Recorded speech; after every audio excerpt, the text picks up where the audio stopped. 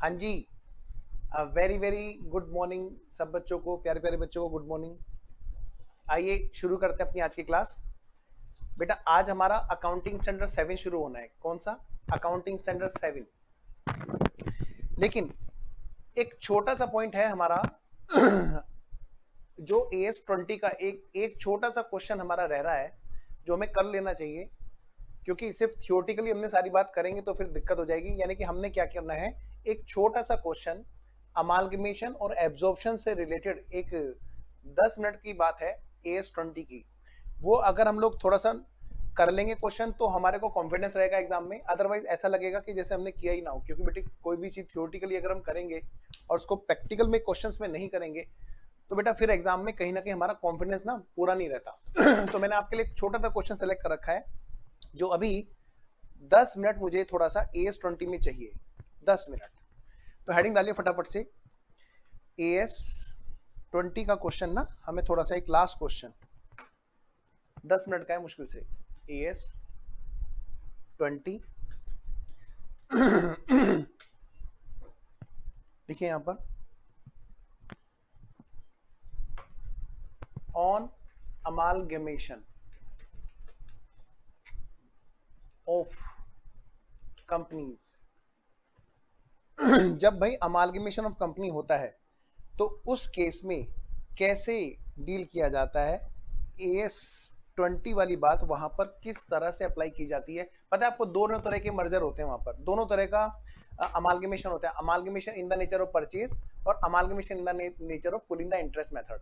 5 minute की बात है हमारी। जरा इसको करने से थोड़ा सा एक रहेगा कि अगर गलती से भी एग्जाम में आ गया तो हमें परेशान होने की जरूरत नहीं है। लीजिए फटाफट एक छोटा सा एग्जाम्पल इसके नाम लीजिए। मैं लिखाना शुरू करता हूं तो तेजी से लिखेंगे। हाँ जी। बी लिमिटेड एक कंपनी है। Was was amalgamated with A limited. भाई बी लिमिटेड समा गई थी ए लिमिटेड के अंदर। लिखिए नेक्स्ट लाइन में, द अमालगमेशन वाज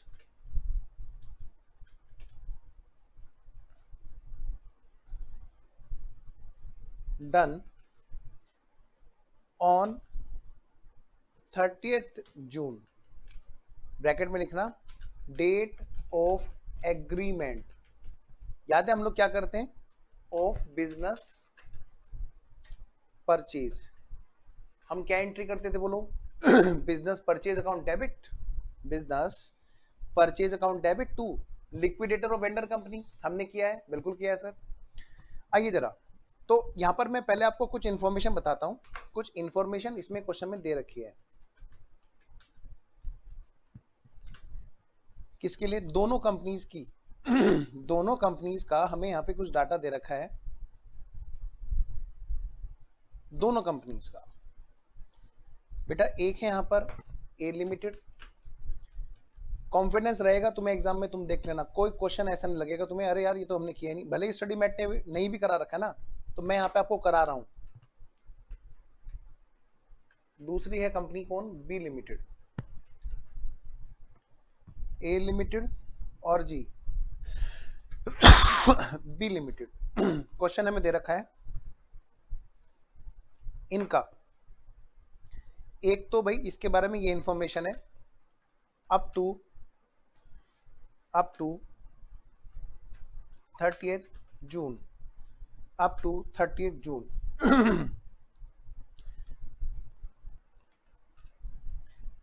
दोनों की इंफॉर्मेशन दे रखी है अप टू 30th जून। कुछ इंफॉर्मेशन दे रखी है बेटा, और कुछ दे रखी है यहाँ पर कहाँ से कहाँ तक।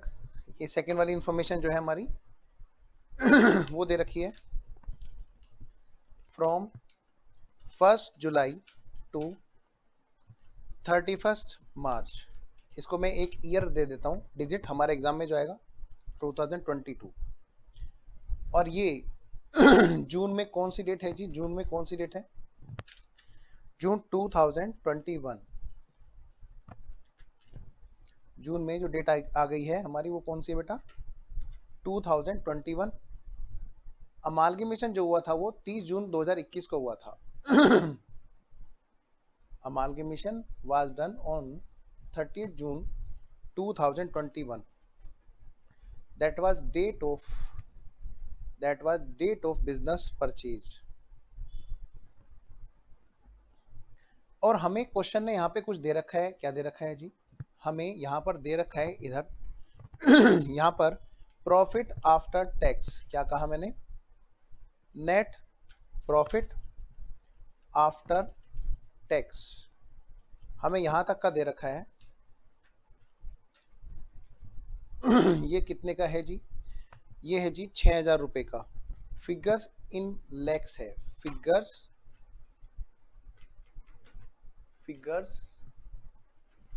इन लैक्स।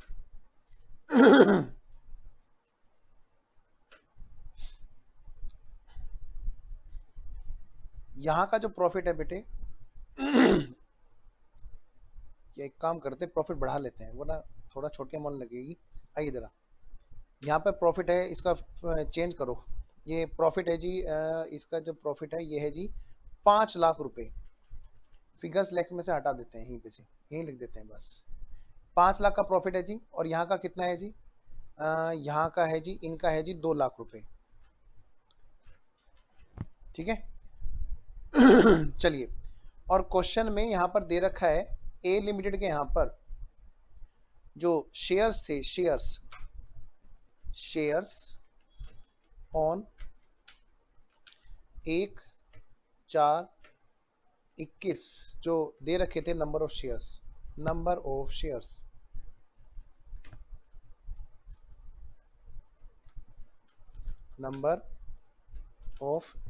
जो 1/4/21 को हैं, वो क्वेश्चन में दे रखे हैं जी। इनके यहाँ पर कितने थे बैलेंस शीट में शेयर्स, इनके यहाँ पर थे जी बैलेंस शीट में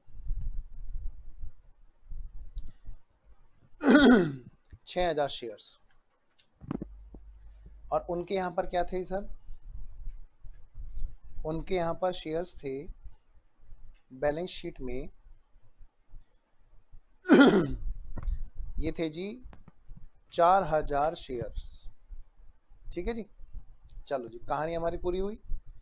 नहीं सर, अभी कुछ रहता है क्या, प्रॉफिट इसके बाद वाला भी तो बताओ यहाँ का। चलो जी, यहाँ का बताते हैं। यहाँ पे प्रॉफिट था जी 8 लाख रुपए का।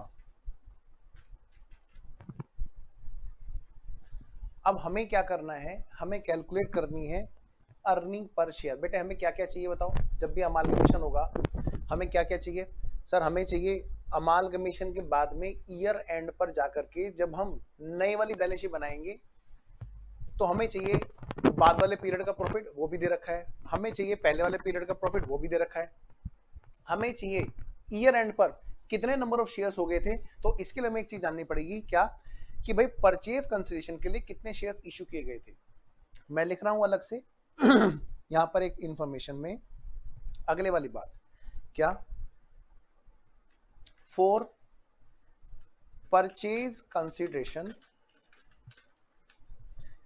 ए limited issued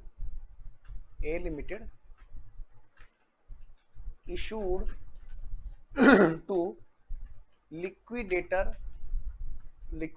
of B limited कितने शेयर्स, क्वेश्चन में दिया हुआ था 4,000 शेयर्स। यह है बेटा कितने, ये क्या हो गया, अरे भाई साहब कहाँ गया ये क्या हुआ, हाँ जी नए वाले 4,000 शेयर्स इशू किए गए थे। तो अगर मैं आपसे ये पूछूं कि बताओ बेटे ईयर एंड पर कौन सी कंपनी है जो बची हुई है, आपका जवाब क्या होगा, ए लिमिटेड। आपसे मैं पूछूं, दोबारा से बोलता हूं कि कौन सी कंपनी ईयर एंड पर बची हुई मिलेगी, answer is a limited. Number एक बात नंबर दूसरी बात, मैं आपसे पूछूं बताओ बेटे कौन सी कंपनी खत्म हो चुकी है, कौन सी कंपनी खत्म हो चुकी है सर बी लिमिटेड, क्योंकि बी लिमिटेड को ए लिमिटेड ने खरीद लिया।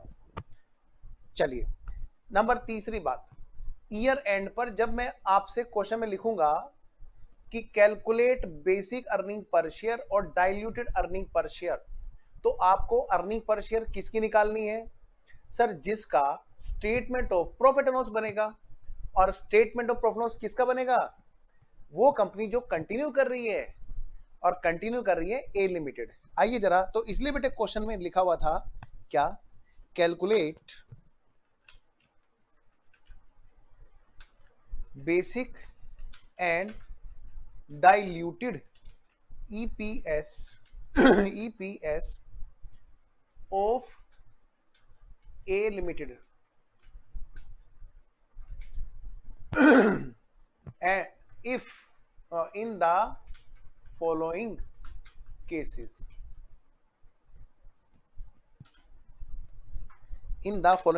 केस नंबर 1, क्या केस नंबर 1 आइए जी, केस नंबर 1 क्या है सर, केस नंबर 1 क्वेश्चन हमें दे रखा है ये,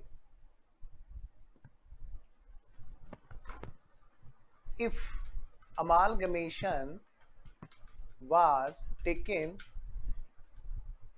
amalgamation was done, amalgamation was in the nature of purchase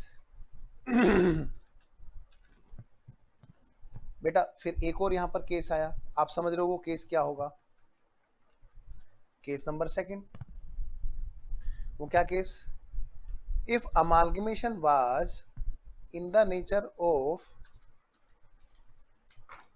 pooling the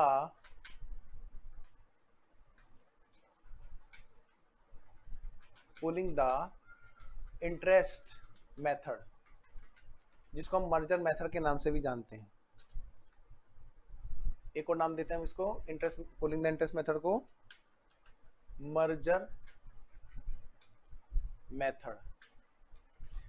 नाइंसाफी होती अगर हम इसका क्वेश्चन ना करें, बस ओरली बात करने से कुछ नहीं होता तो मुझे लगा नहीं यार अंदर से नहीं बात आएगी कि भाई बच्चों ने सारी बातें कर ली हैं, तो भाई खाली थ्योरेटिकली बताने से कोई फायदा नहीं, इस पर क्यों कॉम्प्रोमाइज करें।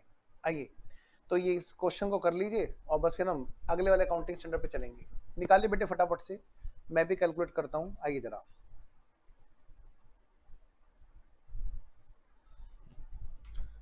आंसर फॉर्मेट हमारा सेम रहेगा जी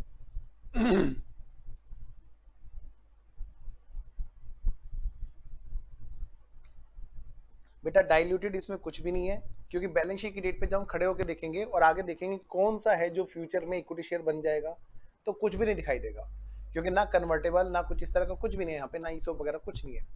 तो ध्यान रखना डाइल्यूटेड यहाँ पर नहीं होगी। क्यों नहीं होगी, क्योंकि फ्यूचर में कुछ भी ऐसा नहीं है जिसका नाम इक्विटी शेयर्स होने वाला है, इसलिए नहीं होगी आइए जरा बेटे, पहला केस नंबर 1 अगर भाई परचेज मेथड है, दूसरा केस नंबर 2 अगर भाई पुलिंग द इंटरेस्ट मेथड है। तो बेटा बेसिक ईपीएस का तो फॉर्मूला एक ही आपको पता है, क्या है सर बताओ, वही जो तुमने शुरू से लिख रखा है भाई, basic EPS is equal to क्या, earnings available for equity shareholders divided by weighted average equity shares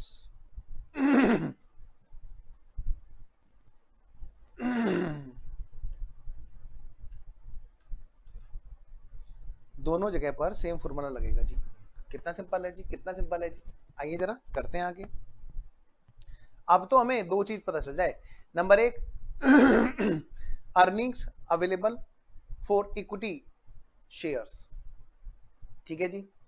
तो मैं चाहूंगा कि आप पहले एक बार कोशिश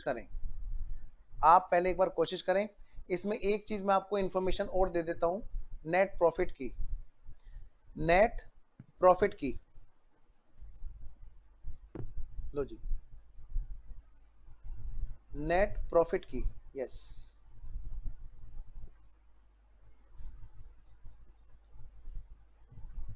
क्वेश्चन में हमें इंफॉर्मेशन दे रखी है ये वाली कि भाई बी लिमिटेड को हमने जब एक्वायर किया था तो 30 जून से हमने उसको खरीदा था, ठीक है। और हमारे पास में जो नेट प्रॉफिट अवेलेबल है 5 लाख है और उधर 2 लाख है, यहाँ पर 8 लाख है पोस्ट में। बेटे क्वेश्चन में एक इंफॉर्मेशन और दे रखी थी हमें, क्या, ये जो है इधर क्वेश्चन में एक इंफॉर्मेशन हमें और भी दे रखी थी, सुनना ध्यान से, जो मैं अब बताने जा रहा हूं, जिस पर बच्चे बहुत जल्दी एग्री नहीं करते। एक्चुअली हमें यहाँ का भी प्रॉफिट दिया हुआ था। आप कहोगे सर ऐसा कैसे हो सकता है, मैंने कहा बेटे कई कंपनियां ना बैक डेट से टेक ओवर की जाती हैं, तो यहाँ पर हमें जो अवेलेबल था, अच्छा ये तो था हमारा ये था हमारा 2 लाख का, और ये हमारा ये वाला प्रॉफिट था ऊपर जो था, ये था जी 1 लाख का।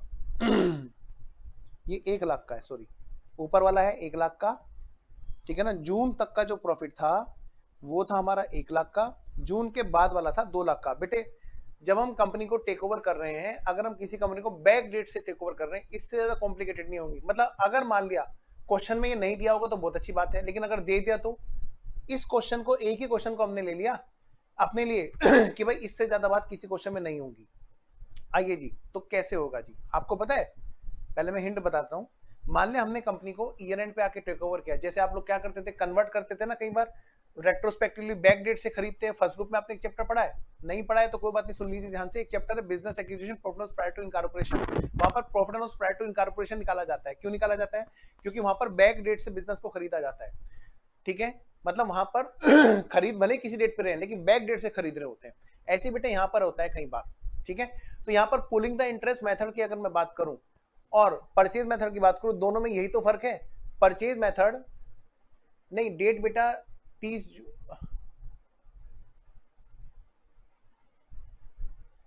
हाँ डेट आप सही कह रहे हो, एक मिनट मैं जरा यहाँ क्वेश्चन को देख लूं। From the date of merger हमारा ईयर एंड तक जो है 2 लाख का है। From the date of merger 1 जुलाई से 31 मार्च तक 2 लाख का है। और from start of the year till the date of merger हमारा 1 लाख का है। ये 1 लाख का है, ये तो सही है। और इधर बात करें अप टू उधर बात करें from the date of merger, अच्छा यहाँ पर बस ये इधर ये है 8 लाख और ये है बेटे इधर 5 लाख, बस इतना फर्क है, कुछ नहीं है, बाकी बिल्कुल सेम है, बिल्कुल सही है जी बाकी क्वेश्चन। अब आते हैं आगे, तो मैं आपको एक हिंट बता रहा हूं दोबारा से बेटे, ये बिल्कुल ऐसा क्वेश्चन है जहां पर बैक डेट से खरीदा गया। 1 जून 30 जून को हमने खरीदा, लेकिन ऐसे खरीदा जैसे अप्रैल 1 से बिजनेस हमारा हो, है ना, होता है ना। आइए मैं शुरू हो रहा हूं जी। देखिए एक छोटी सी बात मैं आपको थोड़ा सा पहले लिंक बना दूं, वरना फिर ना थोड़ा सा कंफ्यूजन रह सकता है।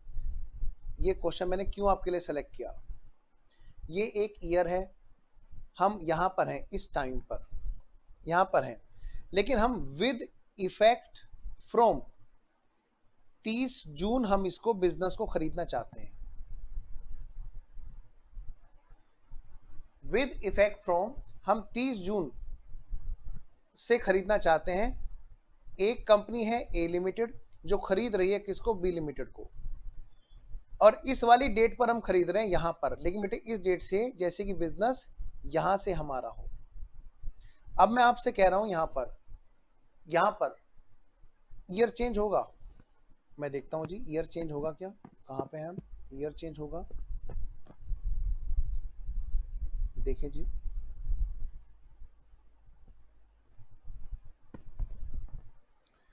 नहीं नहीं सही है बेटा, सही है, 30 जून ही है, यही है बेटा, यही है, ठीक है, यही है। देखो ये तो ईयर के स्टार्टिंग की बात है बेटे, स्टार्टिंग की बात है बेटा,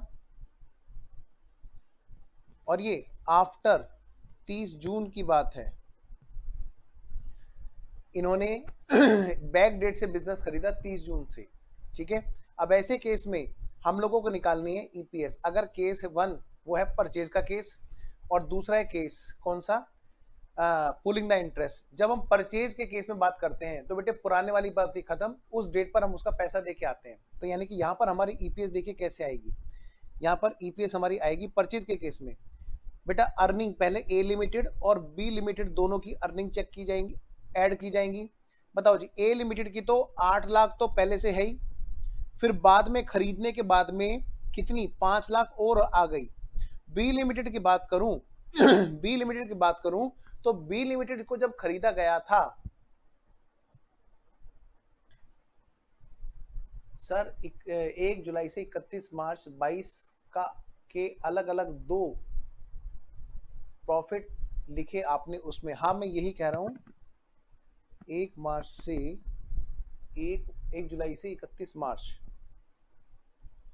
हाँ हाँ बेटा ये बी लिमिटेड का भी है ना, देखो ये इसके उधर क्या है बेटा, ये बी लिमिटेड है, बी लिमिटेड है बेटे उसके उधर। आइए जरा, तो मैं ये कह रहा हूं बेटा इसने जो है ना यहाँ पर इधर बिजनेस को खरीदा तो साल भर की अर्निंग दोनों की मर्ज हो गई। ए लिमिटेड, एक काम करो तो फिर रुको, तुम एक काम करो, तुम इसको हटा ही लो फिलहाल 2 मिनट के लिए, मैं इसको हटा देता हूँ, तुम्हें इससे कंफ्यूजन हो रहा है। चलिए आइए बात करते हैं। अब तो नहीं है ए लिमिटेड और बी लिमिटेड की मैं बात करूं, ए लिमिटेड ने जब बी लिमिटेड को खरीदा, जब बी लिमिटेड को खरीदा तो बेटे ऐसे केस में यहां पर उसने जब बिजनेस को खरीदा था तो ए लिमिटेड की अर्निंग तो शुरू से लेकर लास्ट तक सारी की सारी जुड़ जाएगी। अब ये बताओ बेटे बी लिमिटेड की, क्या कहा मैंने, बी लिमिटेड की कोई पोस्ट में अर्निंग हुई है क्या, पोस्ट में, हाँ बेटे इसकी तो प्री और पोस्ट दोनों जुड़ जाएगी। लेकिन हम 31 मार्च 2022 को हम उससे कह रहे हैं कि भैया बैक डेट से बिजनेस हमारे हवाले कर दो 30 जून से। तो 30 जून के बाद में 1 जुलाई से लेके 31 मार्च 22 तक बी लिमिटेड की कोई अर्निंग है क्या। हम गए चेक करने के लिए, हमने देखा यहां पर आफ्टर दैट तो कोई अर्निंग नहीं है।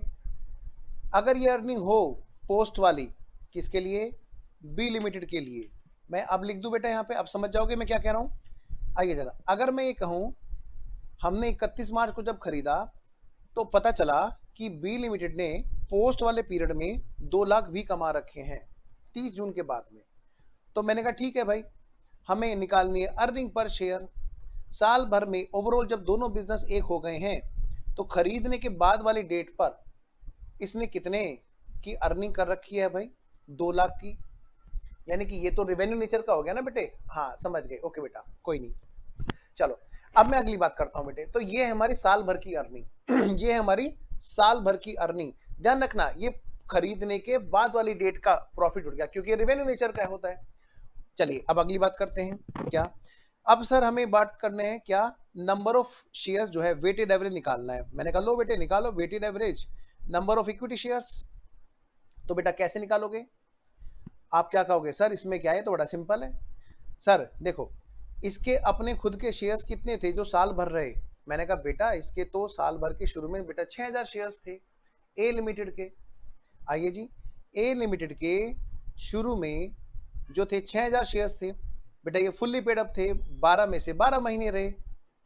अगली बात अब पुलिंग द इंटरेस्ट मेथड भले ही हुआ हो, परचेज मेथड भले ही हो, 4000 शेयर्स इशू किए ना। जब 4000 शेयर्स इशू किए तो हमने कहा भैया लो 4000 शेयर्स जो हैं ये परचेज मेथड है, परचेज मेथड है, तो ये कितने टाइम तक माने जाएंगे, जिस डेट को हमने शेयर्स इशू किए ये वहां से काउंट होते हैं परचेज मेथड में। ध्यान रखना परचेज मेथड में जिस डेट से हम बिजनेस खरीदते हैं उस डेट से शेयर्स एग्जिस्टेंस में माने जाते हैं। यानी कि देखा जाए अप्रैल मई जून 3 महीने जा चुके थे, यानी कि जुलाई अगस्त सितंबर अक्टूबर नवंबर दिसंबर जनवरी फरवरी मार्च, ओ तो परचेज केस में तो 9/12 काउंट होगा। आइए जरा करना जरा, 4000 इंटू 9/12 3000, तो भाई इसका मतलब यहां पर 9000 हमारे वेटेड एवरेज शेयर्स हुए। अब आप समझ रहे हैं, मैं अगर इसको नहीं कराऊंगा तो फिर कितनी दिक्कत होगी। 9,000 इक्विटी शेयर्स होंगे। बेटा ध्यान रखना, परचेज के केस में हम पुरानी किसी बात को नहीं करते, हम किसकी बात करेंगे, अब तो आगे की तरफ की बात है ना। With effect from date of purchase, divide करना है जी इसको, 8 और 5 13 और 2 15 लाख, डिवाइडेड बाई 9,000, तो ये कितना हो गया जी, 166.66 बार। आगे बढ़ते हैं। अब इधर बात करते हैं पूलिंग द इंटरेस्ट मेथड। जब मैं बात करूंगा बेटे पूलिंग द इंटरेस्ट मेथड की, तो आपसे एक रिक्वेस्ट है, प्लीज बेटा पेन मत चलाना, पूरी बात समझना। जब हम पूलिंग द इंटरेस्ट मेथड की बात करते हैं तो पता है बेटे आपको, हम पुराने प्रॉफिट्स भी सारे प्रॉफिट ले आते हैं उसके। परचेज मेथड में हम पुराने प्रॉफिट नहीं लाए थे, तो हमने पुराने प्रॉफिट नहीं जोड़े अर्निंग्स अवेलेबल में, हमने सामने वाले के सारे प्रॉफिट ले आए। तो जब ईयर एंड पे बैठ के हम हिसाब किताब लगा रहे होंगे, तो अर्निंग अवेलेबल में ए लिमिटेड की तो सारी अर्निंग जुड़नी है, 8 लाख प्लस 5 लाख। बेटे बी लिमिटेड की मैं बात करूं तो यहां पर कौन सी अर्निंग जुड़ेगी जी? मैं रुक गया इसमें सर, 2 लाख तो जुड़नी है सर, उसका तो कोई डाउट ही नहीं है सर, मतलब ही नहीं बैठता कि उसमें कोई डाउट हो, ये तो पोस्ट वाली है। क्या इसमें प्री वाले प्रॉफिट भी जुड़ेंगे? यस जुड़ेंगे, क्योंकि ऐसे केस में हम ऐसे अमालगमेट होते हैं जैसे साल के शुरू से ही अमालगमेट हो रहे हो। क्यों? क्योंकि बेटे पुराने प्रॉफिट भी तो लाते हैं हम लोग। इस तरह से वो कहा था ना मैंने आपसे, मिल जाए इस तरह दो लहरें जिस तरह, वो वाला काम हमने किया था अमालगमेशन में, पुलिंग द इंटरेस्ट मेथड में। बेटे राइट फ्रॉम द बिगिनिंग हमारे शेयर्स माने जाएंगे, क्योंकि पुराने प्रॉफिट्स को भी अपने प्रॉफिट्स में मिला लिया। परचेज मेथड में ऐसा नहीं था। तो 2 लाख के साथ में जो पुराने प्रॉफिट्स हैं बेटे 1 लाख, वो भी आकर के हमारे प्रॉफिट में जुड़ गए। की थी ना हमने एंट्री, उसके प्रॉफिट अपने प्रॉफिट में मिला लिए थे, तो बेटा फिर तो हमारी अर्निंग भी अवेलेबल बढ़ जाएगी ना। तो ईयर एंड पर हमने कहा भैया अब एक काम कर लो, weighted average number of equity shares भी काउंट कर लो जी। नंबर 1, 6,000 शेयर्स तो इनके पास में साल के शुरू में से, मतलब साल भर रहे 12 में से 12। एक बात मैं आपको पक्की कहता हूं, जिस बच्चे ने अपनी ये वाली क्लास की है ना, डिटेल प्रैक्टिस की, उनसे कोई भी क्वेश्चन नहीं बचा हुआ। ऐसे तो बनाने को बहुत सारे क्वेश्चंस हैं जिसमें एक ही क्वेश्चन में बहुत सारी बातें हैं, लेकिन हर कॉन्सेप्ट की आपने सारी बातें कवर कर ली हैं। थोड़ा से एडवांस क्वेश्चन भी आपने कर लिए हैं। बाकी जो क्वेश्चन में एक ही क्वेश्चन में कई सारी चीजें आ जाएं तो वो तो आप कर ही लोगे बेटा। बाई बैक हो जाए, बीच में बोनस इशू हो जाए, बीच में राइट इशू हो जाए, बीच में नया शेयर पब्लिक टू इशू आ जाए, तो एक ही क्वेश्चन में बहुत सारी चीजें अगर मैं डाल दूं और बोलूं कि बेटा ये तो क्वेश्चन आपने कर ही नहीं रखा, तो मैं कहूंगा सॉरी आप गलत हैं, क्योंकि आपने हर तरह के क्वेश्चन की वैरायटी को क्लास में कवर किया है। तो हो सकता है बेटे एक ही क्वेश्चन में सारी चीजें आ जाएं, तो घबराना मत, ये मत कहना कि सर फिर वो नहीं आया जो हमने क्लास में किया था, क्योंकि वो बहुत लंबे क्वेश्चन हो जाते हैं और एक ही क्वेश्चन में डल जाते हैं, तो फिर क्वेश्चन के मार्क्स भी तो उस हिसाब से होंगे। आइए जरा, मैं 4,000 की बात करूं बेटे, ये शेयर्स तो शुरू से माने जाएंगे हमारे। ये आगे जी कितने, 4,000, तो कितने शेयर्स हो गए बेटे? 10,000। जरा बात करना बेटे, कितना है जी? 13 और 3 16 लाख, डिवाइडेड बाई 10,000, 160 रुपए पर इक्विटी शेयर। सर क्या इसमें कोई डाइल्यूटेड नहीं होगा? नहीं बेटे। सर होगा? नहीं होगा, अभी नहीं होगा। क्या मतलब सर? सर एक बात बताओ, अगर वेंडर कंपनी के आपने कैपिटल प्रॉफिट बिल मर्ज कर रखे हैं तो अभी थोड़ा ना होगा डाइल्यूटेड। आगे जाके कहीं पे अगर मैं बोनस इशू करता हूं, तो जिस भी साल में बोनस इशू करूंगा उस साल की ईपीएस को मैं देखूंगा कि वहां पर, और उससे पिछली ईपीएस को मैं फिर से कैलकुलेट करूंगा, वहां पर हम कुछ बात करेंगे। डाइल्यूटेड तो वहां पे भी नहीं होगा, उसको हम बोलेंगे डाइल्यूटेड, उसको हम बोलेंगे बेसिक ईपीएस। ठीक है, आइए जी। तो आगे बढ़ते हैं, चलिए। तो ये था हमारा AS20। ऐसे ही बस मुझे लगा कि यार कर ही देते हैं, कोई बात नहीं, बच्चे नाराज होंगे, कहेंगे यार एक और लेक्चर में अपने AS20 घुसा दिया, कोई बात नहीं, हो जाने दो, कम से कम रिजल्ट वाले दिन नाराज नहीं होंगे। आइए जरा, तो अब हम चलते हैं जी।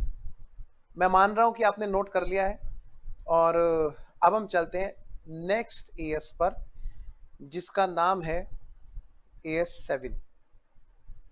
हेडिंग डालिए सारे बच्चे, फटाफट से सब बच्चे क्या करेंगे, अब हेडिंग डालेंगे AS7। नाम है इसका कंस्ट्रक्शन। Contracts, construction contracts. इसकी हिंदी बोलूं छोटी सी? हाँ, कंस्ट्रक्शन माने निर्माण,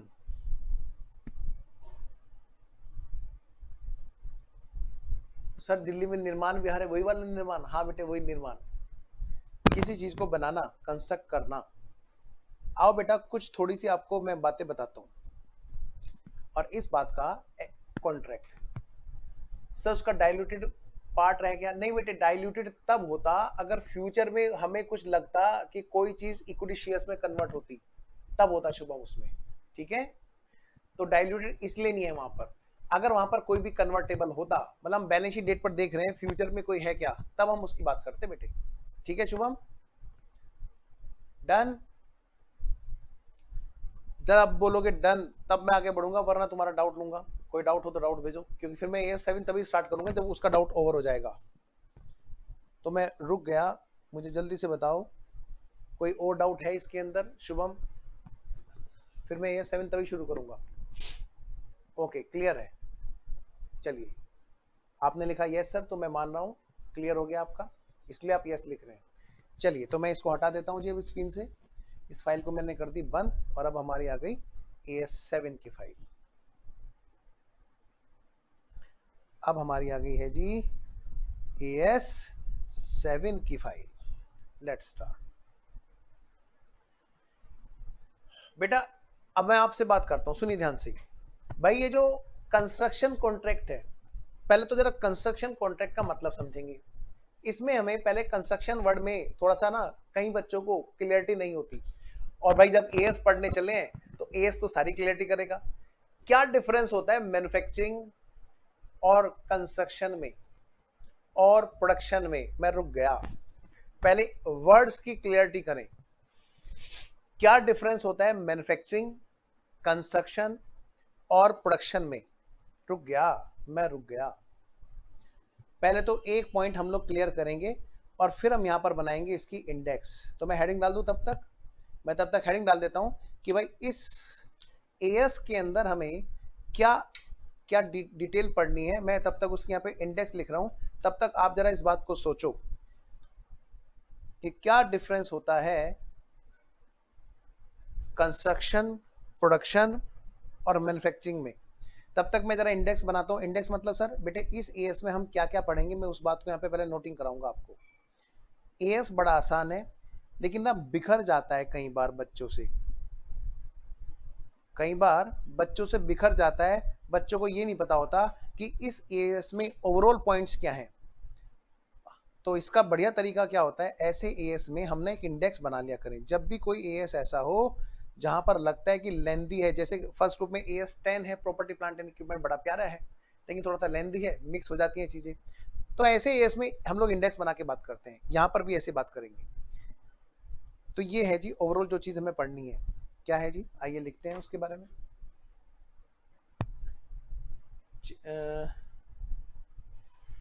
देखता हूं जी क्या क्या कह रहे हैं बच्चे।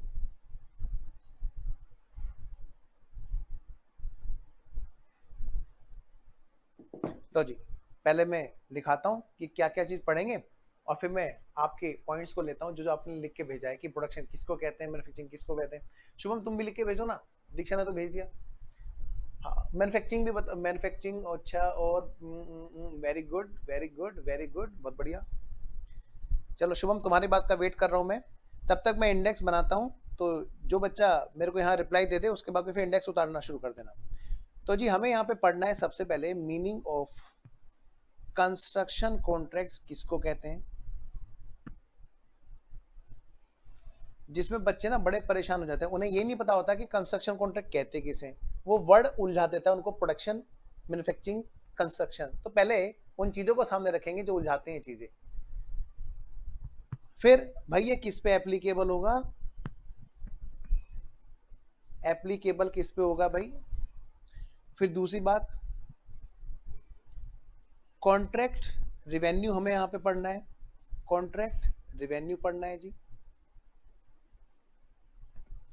और तीसरी बात, कॉन्ट्रैक्ट की कॉस्ट किसको कहते हैं जी,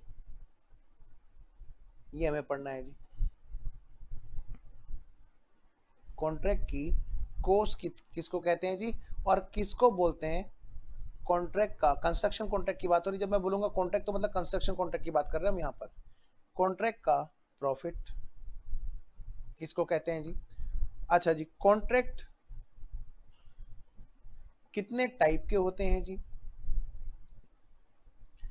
नंबर 7, रिवेन्यू जो इसका है, रिकॉग्नाइजेशन के क्या रूल हैं जी।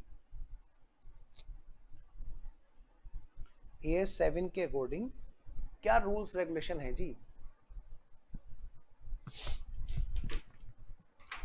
चलिए पढ़ता हूं बच्चों ने क्या क्या बताया जी। कंस्ट्रक्शन, प्रोडक्शन और मैन्युफैक्चरिंग का डिफरेंस। आइए जरा पहले दीक्षा की बात करता हूं। पहले दीक्षा ने रिप्लाई किया था, सर प्रोडक्शन तो प्रोडक्शन, अच्छा मैन्युफैक्चरिंग गुड्स की होती है, कंस्ट्रक्शन बिल्डिंग की होती है, प्रोडक्शन भी गुड्स की होती है। ओके, मैंने पूछा था, मैंने ये नहीं पूछा कि किस चीज की होती है, मैंने पूछा इन वर्ड्स का डिफरेंस क्या होता है, किसको बोलते हैं प्रोडक्शन, किसको बोलते हैं मैन्युफैक्चरिंग और किसको बोलते हैं कंस्ट्रक्शन। मैंने तीनों के डिफरेंस ये नहीं पूछा मैंने किसका होता है।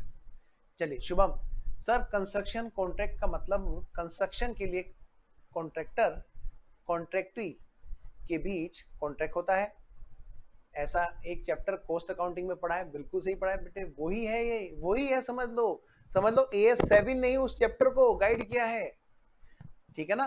कायदे से वो चैप्टर अकाउंट्स में होना चाहिए, पर अच्छा हुआ नहीं हुआ, एक चैप्टर कम हो गया।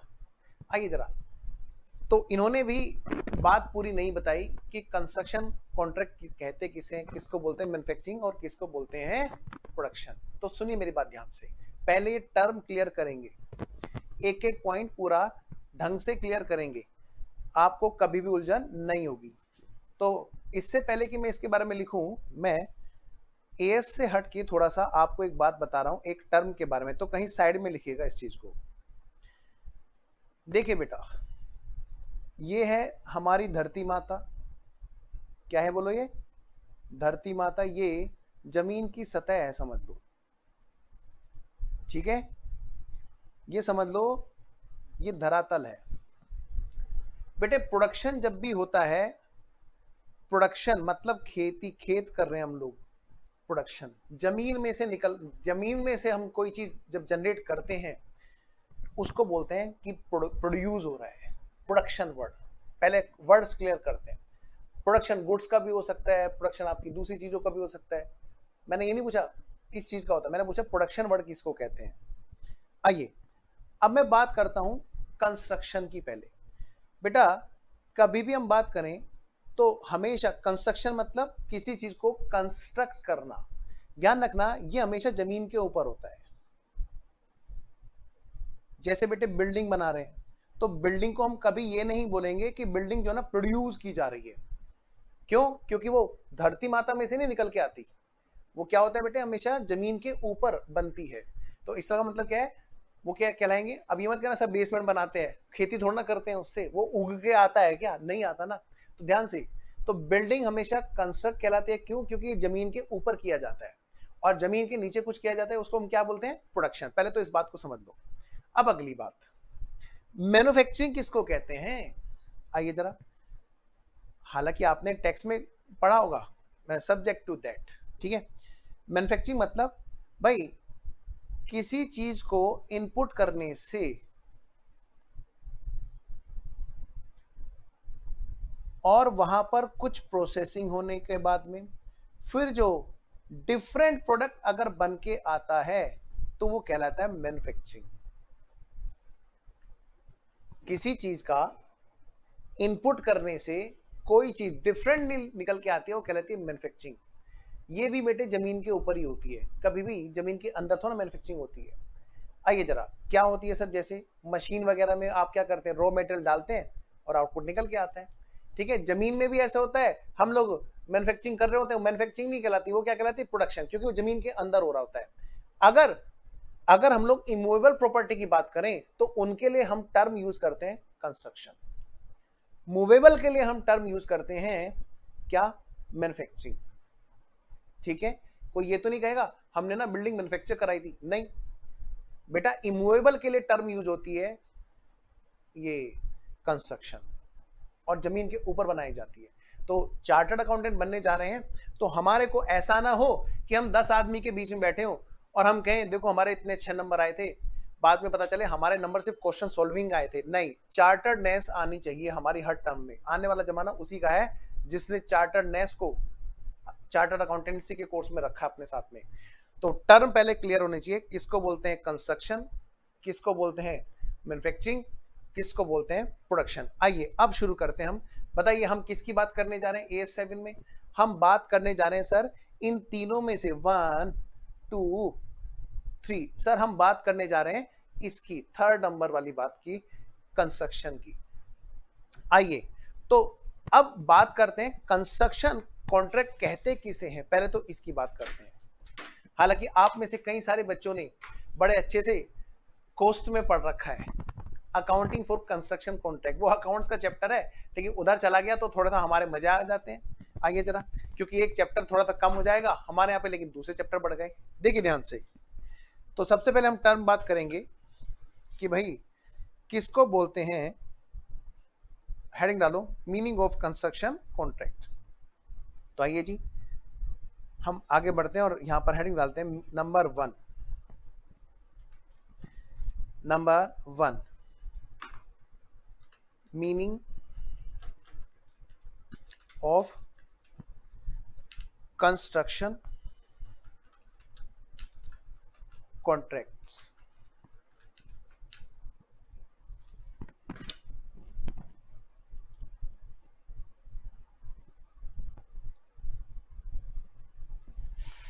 आइए मैं बात शुरू करता हूं। बेटा ध्यान से देखिए, कंस्ट्रक्शन का कॉन्ट्रैक्ट जो है उसमें क्या होता है कि जब हम कभी भी किसी असेट्स को या ग्रुप ऑफ असेट्स को कंस्ट्रक्ट करने के लिए हम कोई कॉन्ट्रैक्ट करते हैं तो वो कॉन्ट्रैक्ट कहलाता है हमारा कंस्ट्रक्शन कॉन्ट्रैक्ट। क्या कहा मैंने? जब हम किसी भी असेट्स या ग्रुप ऑफ असेट्स को कंस्ट्रक्ट करने के लिए हम लोग कोई कॉन्ट्रैक्ट करते हैं तो वो कहलाता है हमारा कंस्ट्रक्शन कॉन्ट्रैक्ट। कितना सिंपल है देखिए, AS7 ने बताया। आइए जरा इसको लिख लेते हैं। आइए जरा फटाफट से इसको लिखते हैं और लिखते लिखते बातें करेंगे। लो जी, सबसे पहली बात, it is the contract for construction of an assets or for construction of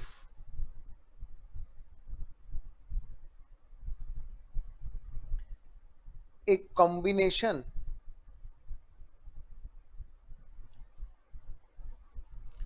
of assets which are interrelated। Combination of assets मतलब ऐसी assets which are interrelated और यू कैन से इंटरडिपेंडेंट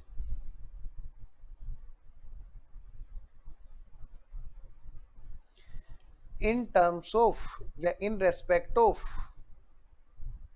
किस तरह से इंटर रिलेटेड है sir? In respect of technology comma design comma function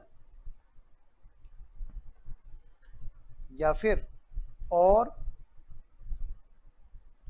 function और दियर and use. पहले तो जरा कुछ थोड़ा सा क्लियरिटी करें इस टेक्निकल टर्म में। आइए मैं एग्जांपल देके समझाता हूं कि भाई हम बोलते हैं कि ये जो कॉन्ट्रैक्ट है हमारा, ये कंस्ट्रक्शन कॉन्ट्रैक्ट है, ये कब बोलेंगे?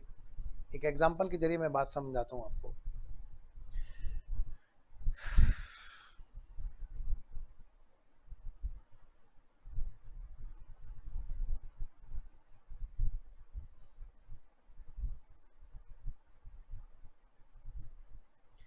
आप सभी लोगों ने बचपन में इसको बनाया होगा,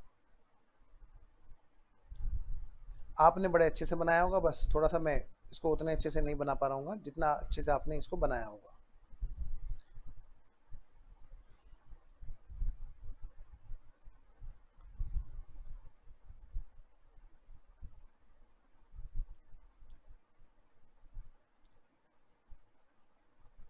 बेटा आपने देखा होगा कि एक होते हैं घर, मकान, और दूसरे होते हैं फ्लैट। आप सब लोग इस बात को अच्छे से समझते हैं।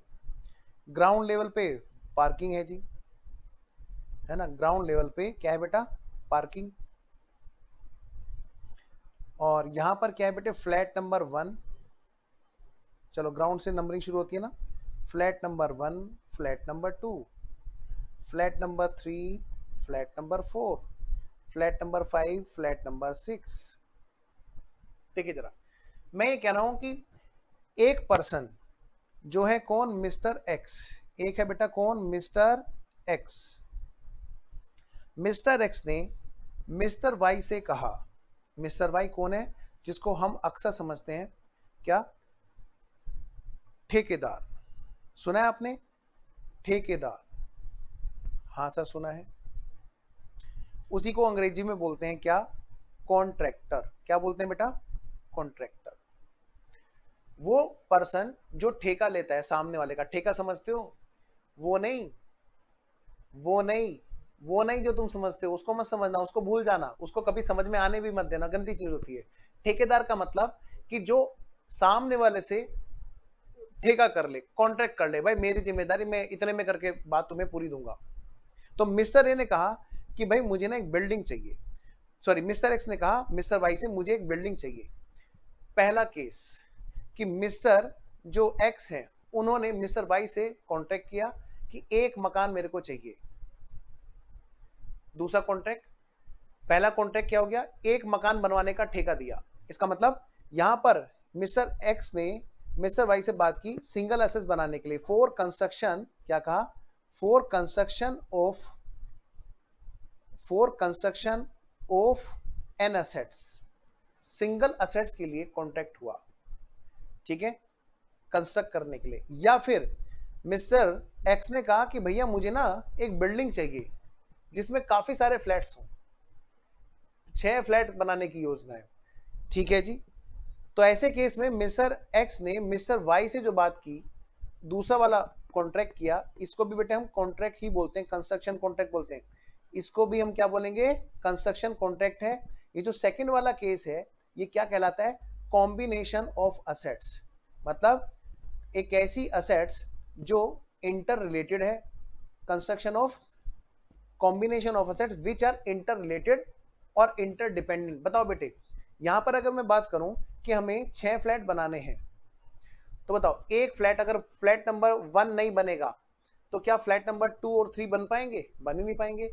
सब के सब एक दूसरे पे इंटरकनेक्टेड है और डिपेंडेंट है, ठीक है। तो ये जो कहलाती हैं चीजें, कंस्ट्रक्शन का कॉन्ट्रैक्ट जो है फॉर एन एसेट्स और कॉम्बिनेशन ऑफ एसेट्स है विच आर इंटरडिपेंडेंट और इंटर रिलेटेड। अब ये हो सकता है इन टर्म्स ऑफ या इन रेस्पेक्ट ऑफ, किस रेस्पेक्ट में, डिजाइन के रेस्पेक्ट में, कि भाई फ्लैट हमारे सारे ऐसे होने चाहिए, ठीक है ना। मिस्टर एक्स ने मिस्टर वाई से कहा कि भाई साहब आपको फ्लैट बनाने हैं 2 BH के सारे, ठीक है। तो यानी कि ये क्या है बेटा, सबके सब एक ही डिजाइन पर इंटरडिपेंडेंट है, ठीक है। तो ये हुआ हमारा कंस्ट्रक्शन कॉन्ट्रैक्ट। पहले तो इस बात को समझ लो कि कंस्ट्रक्शन ऑफ कॉन्ट्रैक्ट की जो डेफिनेशन दी है क्या है, ये एक ऐसा कॉन्ट्रैक्ट है जो कंस्ट्रक्शन ऑफ एन एसेट्स के लिए भी हो सकता है या फिर construction of combination of assets के लिए, वो वाली कॉम्बिनेशन जो इंटरडिपेंडेंट हो सकती है और इंटर रिलेटेड हो सकती है। किस रेस्पेक्ट में, design, function, their and use, technology, किसी भी रेस्पेक्ट में, ठीक है। आइए जरा इसी में ही आगे लिखते हैं। ये तो हो गया हमारा पहले वाला पॉइंट, इसको मैं एक नंबरिंग दूं, इसको एक नंबर देते हैं, ये है हमारा ए पॉइंट। अब हम लिखेंगे अपना बी पॉइंट, कंस्ट्रक्शन कॉन्ट्रैक्ट का बी पॉइंट। आइए कंस्ट्रक्शन कॉन्ट्रैक्ट का बी पॉइंट। अब होता क्या है बेटे, आपने देखा होगा, जैसे मैंने आपसे कई बार बताना शुरू किया है फिर से, कि भाई हमारा जो पेपर है वो बहुत ही प्रैक्टिकल ओरिएंटेड है। तो ये जो सेकंड पॉइंट है पहले मैं आपको लिखाऊंगा, फिर मैं इसका एग्जांपल बताऊंगा कि ये है क्या। ये बिल्कुल प्रैक्टिकल लाइफ से रिलेटेड है। तो चलिए ये पहले एक बार लिखते हैं इसके बारे में। हाँ जी, कॉन्ट्रैक्ट के अंदर शामिल है क्या, लिखिए कॉन्ट्रैक्ट इंक्लूड, पहली लाइन में क्या लिखा था कि कॉन्ट्रैक्ट जो है कंस्ट्रक्शन ऑफ एन एसेट्स या कॉम्बिनेशन ऑफ एसेट्स के लिए होता है, ठीक है। दूसरी बात, contract includes all the contract of services which are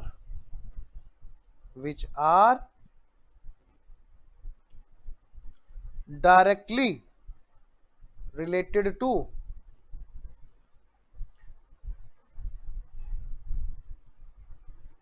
construction of assets or combination of assets interdependent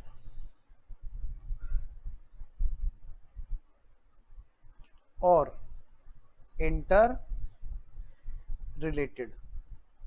क्या मतलब सर, मैं आपको बताता हूँ। पहले मैं कुछ एग्जांपल लिख देता हूँ यहाँ पर। आपको क्या करना है, कुछ नहीं, बस उस एग्जांपल को पहले लिख लेना है। समझा तो मैं अभी देता हूँ आपको।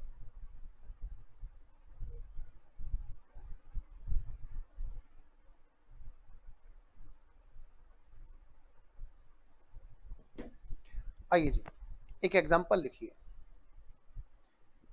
पहले मैं यहाँ पे कुछ नाम लिखा रहा हूँ एग्जाम्पल के रूप में, फिर मैं बात करता हूँ। लिखिए services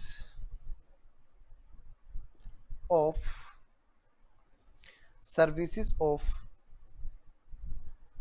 architect comma engineers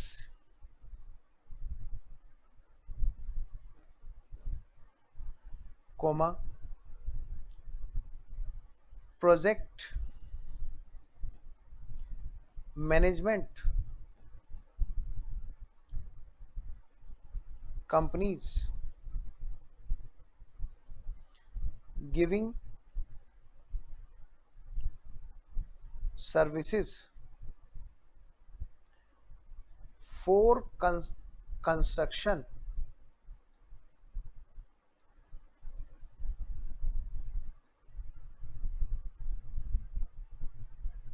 to contractors।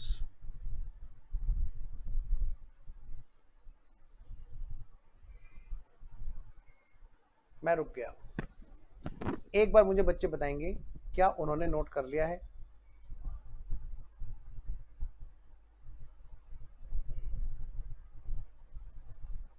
एक बार बच्चे मुझे बताएंगे क्या उन्होंने नोट कर लिया है।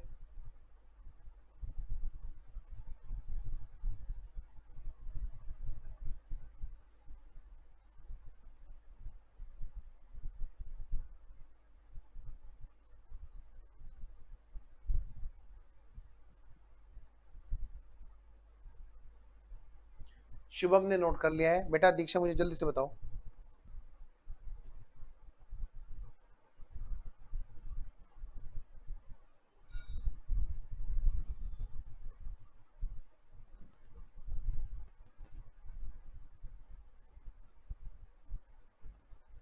डन। अब सुनिए ध्यान से। अब मैं आपको कुछ बात बता रहा हूं, उस बात को ध्यान से सुनना। एग्जाम्पल, ये एक ग्राफिकल एग्जाम्पल है ना, ग्राफ के जरिए हम लोग अपने एग्जाम्पल्स को समझ लेंगे अच्छे से। बेटा देखो, ये एक बिल्डिंग है, ये एक बिल्डिंग है और इस बिल्डिंग में कितने हैं, 6 माले हैं, मतलब 6 फ्लैट है। और नीचे इधर है बेटा क्या, पार्किंग। अब तो वैसे भी यूपी में एक अमेंडमेंट आई थी 2014 में कि नीचे सिर्फ पार्किंग हो सकती है फ्लैट में, पता है आपको। आप में से कई सारे बच्चों को नहीं पता है। आप लोग कल को सीए बनोगे तो आप प्रैक्टिकल फील्ड में देखोगे तो आप सारे काम करोगे। फाइनेंस भी कराते हैं बैंक से हम लोग क्लाइंट का, तो हमें पता रहता है कि भाई उनके डॉक्यूमेंट में क्या क्या लीगल चीजें हो सकती हैं, उन्हीं की बात करेंगे हम। तो पार्किंग वहां पर हो सकती है, कभी भी कोई भी ऐसी बिल्डिंग अब हो ही नहीं सकती यूपी में तो कम से कम, कि जहां ग्राउंड फ्लोर पर पार्किंग ना हो। पार्किंग पे कोई फ्लैट नहीं बन सकता जी, इलीगल है अगर बना हुआ है तो। Now come to the point. बेटे बताओ फ्लैट बनते कैसे हैं? सबसे पहले सर नीचे से पूरी नींव उठेगी, सब चीजें होंगी। बिल्कुल सही, बिल्कुल सही। एक बंदा जिसने ये कहा कि मैं ये सारे काम करा करके दूंगा, एक बंदा जिसने ये कहा कि मैं ये सारे काम करा करके दूंगा, उसका नाम क्या है बेटा? उसका नाम है सर कॉन्ट्रैक्टर। क्या नाम है इसका? कॉन्ट्रैक्टर। मुझे बताओ कि ये कॉन्ट्रैक्टर खुद बैठ के, आपको पता है, वेरी गुड, खुद बैठ के ये बनाएगा क्या बिल्डिंग? मतलब उसके सारे के सारे फ्लैट ये खुद बनाएगा क्या? F1, F2, F3, F4, F5, F6 ये खुद बनाएगा क्या? Answer is no, no.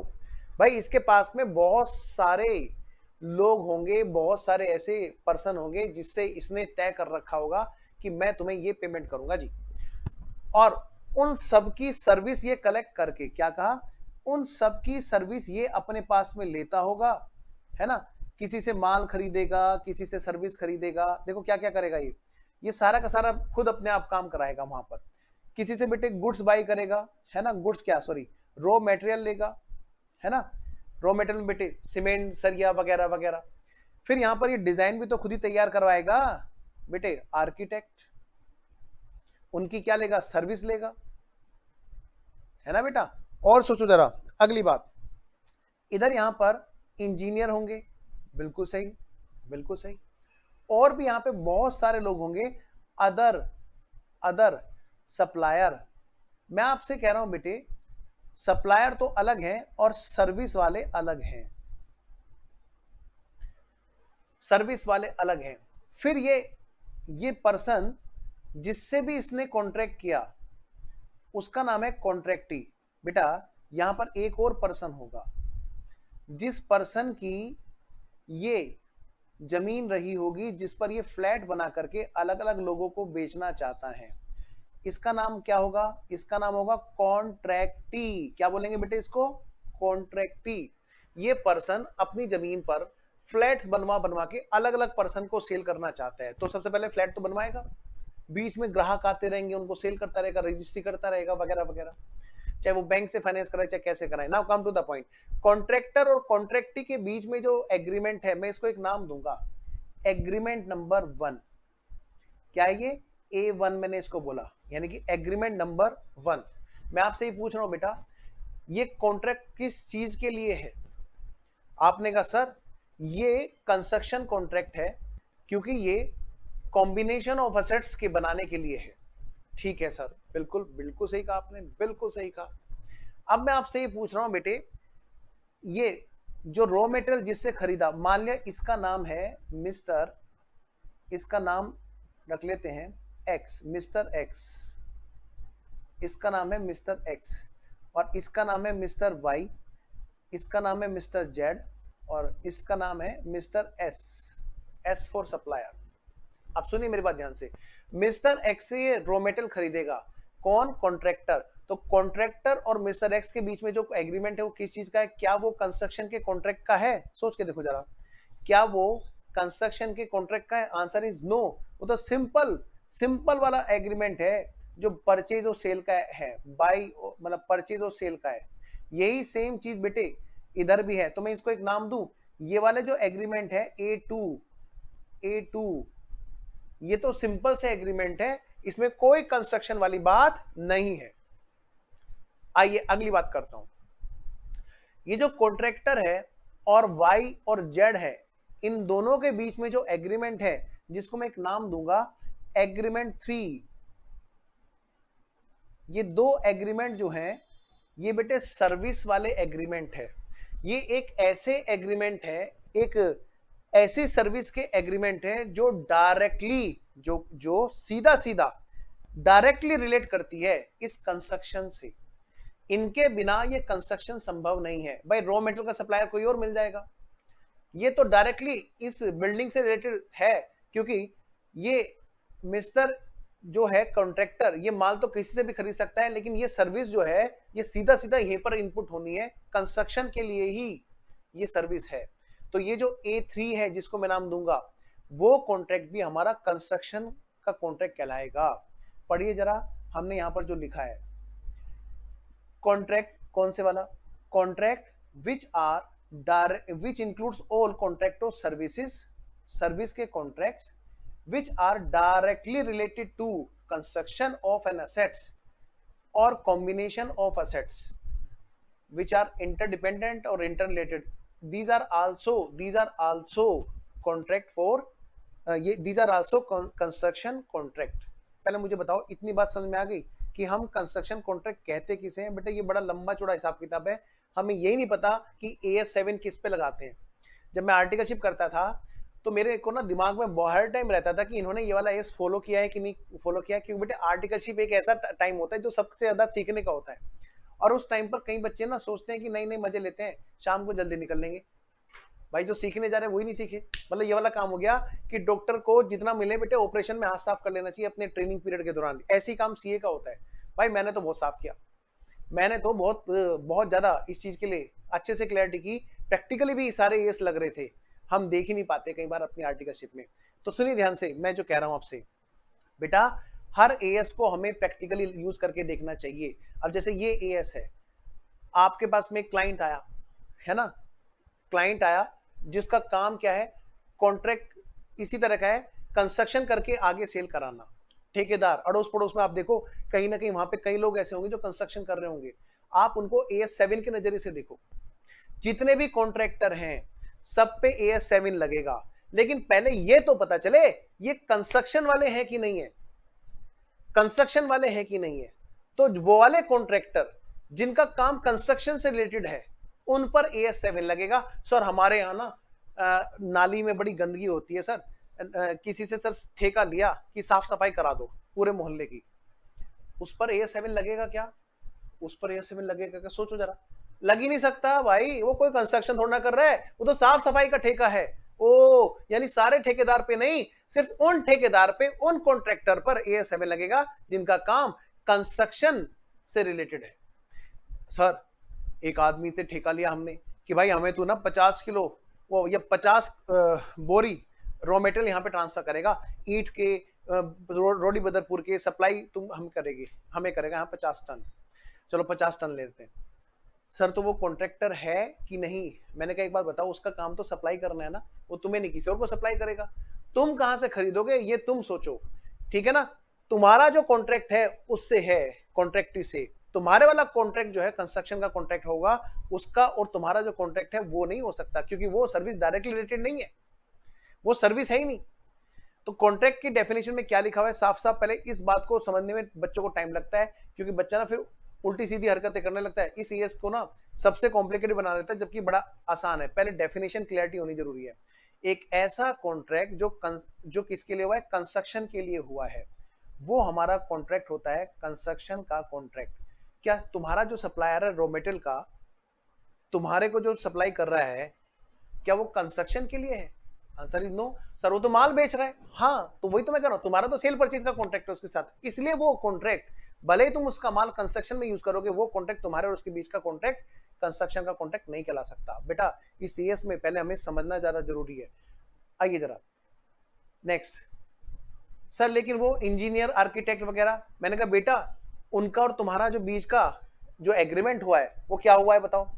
Sir हमने उससे कहा है कि हमारा एक क्लाइंट है, कॉन्ट्रैक्ट ही है हमारा वो, है ना, हाँ, कि उसके लिए बिल्डिंग बना रहे हैं, उसके लिए तुम्हें नक्शा बनाना है, उसका सारा काम मैं कर रहा हूं।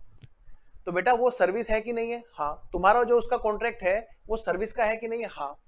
क्या वो डायरेक्टली उससे रिलेट करता है, उस कॉन्ट्रैक्ट से, कंस्ट्रक्शन के? यस, क्योंकि बिना उनके डिजाइन बनाए बिल्डिंग नहीं तुम बना सकते। कहां रखोगे मटेरियल को? क्या ऐसे ही डालना शुरू कर दोगे, ले बन गई बिल्डिंग?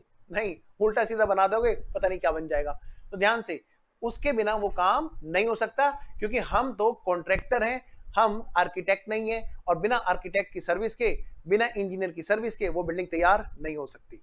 आइए जरा तो यानी कि वो डायरेक्टली रिलेटेड है, इसलिए तुम्हारे और आर्किटेक्ट, इंजीनियर या कोई भी सर्विस वाले के है जो बीच में कॉन्ट्रैक्ट है, जो सर्विस डायरेक्टली उस बिल्डिंग के अंदर इनपुट हो रही है, वो भी कहलाएगा कि वो कॉन्ट्रैक्ट कंस्ट्रक्शन का कॉन्ट्रैक्ट कहलाएगा। आइए जरा एक छोटा सा एग्जांपल और मुझे आपको देना है, क्योंकि यहां पर ना एक वर्ड आया है एग्जांपल में, प्रोजेक्ट मैनेजमेंट कंपनी। क्या? Project management company. ये एग्जांपल अक्सर बुक में लिखा मिलता है, लेकिन पता नहीं होता कि है क्या चीज। आइए मैं आपको एक बड़ी अच्छी इसकी अंडरस्टैंडिंग कराता हूं, सुनिए ध्यान से। एक ये है कौन? ये है जी बड़ी कंपनी, बड़ी कंपनी, बहुत बड़ी कंपनी। सर मेट्रो बनाने वाली? हाँ बस उसी का एग्जांपल ले लेते हैं। ये बहुत ही बड़ी कंपनी है भाई साहब, इसने ना गवर्नमेंट से, ये कौन है इधर? सर ये है गवर्नमेंट।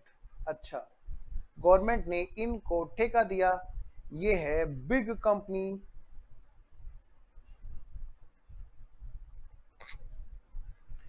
बिग कंपनी, गवर्नमेंट ने कहा तुम मेट्रो बनाने का ठेका लेना चाहोगे? कि हाँ जी, मेट्रो कॉन्ट्रैक्ट। अब होता क्या है, ये जो बड़ी कंपनी है, इस कंपनी ने बड़े बड़े कॉन्ट्रैक्टर से, बड़े बड़े कॉन्ट्रैक्टर से, ये बड़े बड़े कॉन्ट्रैक्टर से, big contractor 1, big contractor 2, big contractor 3, इस कंपनी ने बड़ा प्रोजेक्ट अपने हाथ में ले रखा है। बिग प्रोजेक्ट, ये बेटा बड़ा प्रोजेक्ट है ना? कि हाँ। एक एग्जांपल ले लेता हूं मैं। मान लिया बेटे, मान लिया ये 10,000 करोड़ का कॉन्ट्रैक्ट है। ये जो बड़े कॉन्ट्रैक्टर हैं, इनकी औकात 3,000 करोड़ तक की है, बस 3,000 करोड़ की। इसकी औकात 2,000 करोड़ तक की है, इसकी समझ लो 1,000 करोड़ तक की है।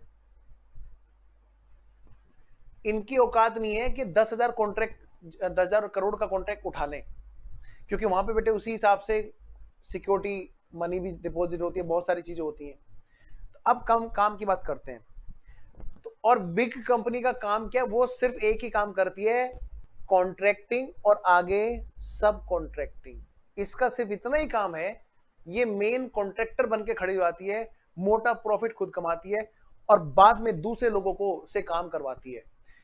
इसने ये डाइवर्ट किया इधर कि चल मैं तेरे को 3,500 करोड़ दूंगी। क्या कहा? इस कंपनी ने कहा कि मैं तुझे 3,500 करोड़ दूंगी। बिग कंपनी ने B1 से कहा है, इसको बोला कि मैं तुझे 2,200 करोड़ दूंगी, ठीक है ना? और ऐसे ही इसको बोला कि हम तुम्हें 1,100 करोड़ देंगे। ऐसे ही और भी कंपनियों से बात कर रखी थी, तब जाके ये प्रोजेक्ट पूरा हो रहा था। अब सवाल ये है ये जो कॉन्ट्रैक्ट्स हैं, जो B1 और ये वाले कौन कौन से, मैं इधर लेता हूं, ये जितने भी ये कॉन्ट्रैक्ट्स हैं, ये कॉन्ट्रैक्ट्स किसके साथ किए गए हैं? बिग कंपनी के साथ में।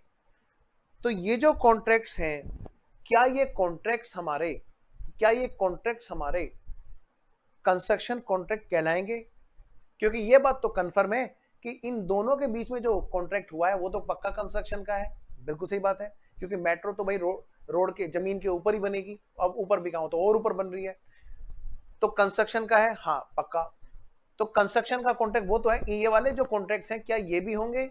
और होंगे तो भाई ऐसा किस तरह से होंगे, किस वजह से होंगे? आइए बेटा, ये भी होंगे। इसी को बोलते हैं प्रोजेक्ट मैनेजमेंट कंपनी, इसी को बोलते हैं प्रोजेक्ट मैनेजमेंट कंपनी। ये जो बिग कंपनी है, इसने इस प्रोजेक्ट को सिर्फ क्या कर रही है? मैनेज कर रही है, कंस्ट्रक्शन किसी और से करवा रही होती है ये, ठीक है? तो ये भी बेटे इसमें कवर है। पहले बेटे ध्यान देना, एएस तभी आसान होता है जब उसको हम क्लियरिटी से पढ़ें, ठीक है? हमारे एग्जाम में एएस से रिलेटेड कोई भी चीज आ सकती है, तो एएस हमें पूरा पढ़ना है। मे बी कि शायद आपको ऐसा लगे कि सर एएस में क्वेश्चंस कब शुरू होंगे क्योंकि डायरेक्टली रिलेटेड। वेरी गुड दीक्षा, ये हुई ना बात, शाबाश बेटा। अब आपके जवाब आने से मेरे को थोड़ा कंफर्ट महसूस हुआ कि हाँ भाई बच्चों को बात सही तरह से पहुंची है। आइए जरा, अभी तो एक छोटी सी चीज और भी है, ए बी के बाद में अब आ गया हमारा क्या, सी। आपको पता है हमने क्या लिखा था, हमने लिखा था देखिए ए पॉइंट, फिर हमने लिखा था बी पॉइंट, अब मैं क्या लिखा रहा हूं यहां पर है जी, सी पॉइंट। अब सी पॉइंट लिखिए फटाफट से, सी पॉइंट लिखिएगा। बिल्डिंग को डिस्ट्रॉय करने का कॉन्ट्रैक्ट भी, या जिसको बोलते हैं डिमोलिश बोलते हैं ना,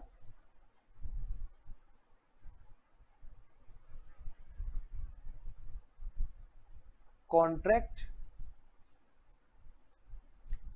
is also covered in construction contract.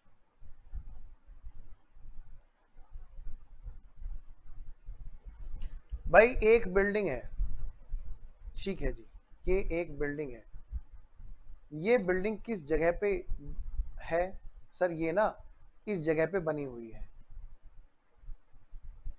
इन्होंने ढंग से नहीं बना रखी, कोई बात नहीं जी, अगर ढंग से बनाते तो यहां पर बहुत अच्छे से बिल्डिंग बन जाती। मान लिया मैंने या आपने किसी ने खरीद लिया और हमने देखा यार इन्होंने ढंग से जगह का यूटिलाइज नहीं कर रखा, और हमने किसी से बात की, क्या हमने किसी से बात की, मिस्टर ए से, कि क्या तुम यहां पर दूसरी ढंग की बिल्डिंग बना सकते हो। मिस्टर ए ने कहा बिल्कुल बना सकते हैं जी, लेकिन ये तो बिल्डिंग खड़ी हुई है, इसको तो पहले तुड़वाना पड़ेगा तब जाके हम कुछ बना पाएंगे। इसका मतलब ये सारा काम जमीन के ऊपर ही तो हो रहा है ना। हाँ, अब मिस्टर ए को रास्ता तब मिलेगा जब हम इसको तुड़वा उड़ा के हटा देंगे। हमने कहा भैया आप ही कर दो, कह रहे जी हम ना ये वाला काम नहीं करते, हम आपको बता देते हैं, एक मिस्टर बी है वो ये वाला काम करते हैं। तो मैं आपसे ये कह रहा हूं बेटे, मिस्टर बी आए, क्या कहा, मिस्टर बी आए और उन्होंने हमारे कहने पर, हमारा नाम क्या है, सी नहीं, हमारा नाम हम रखते हैं, लो भाई ओ फॉर ओनर, बेटे हम कौन है, ओनर। हमने मिस्टर बी से कहा कि भाई एक काम करो इसको डिस्ट्रॉय कर दो, ठीक है। तो मिस्टर बी और हमारे बीच में एक कॉन्ट्रैक्ट हुआ। सवाल ये है कि ये तो मिस्टर बी क्या करेंगे, इसको डिस्ट्रॉय करेंगे, इसका मलबा वलबा सब हटा के लेके जाएंगे, यहां से साफ करेंगे पूरा एकदम। उसके बाद मिस्टर ए आकर के यहां पर रिकंस्ट्रक्ट करेंगे बिल्डिंग को।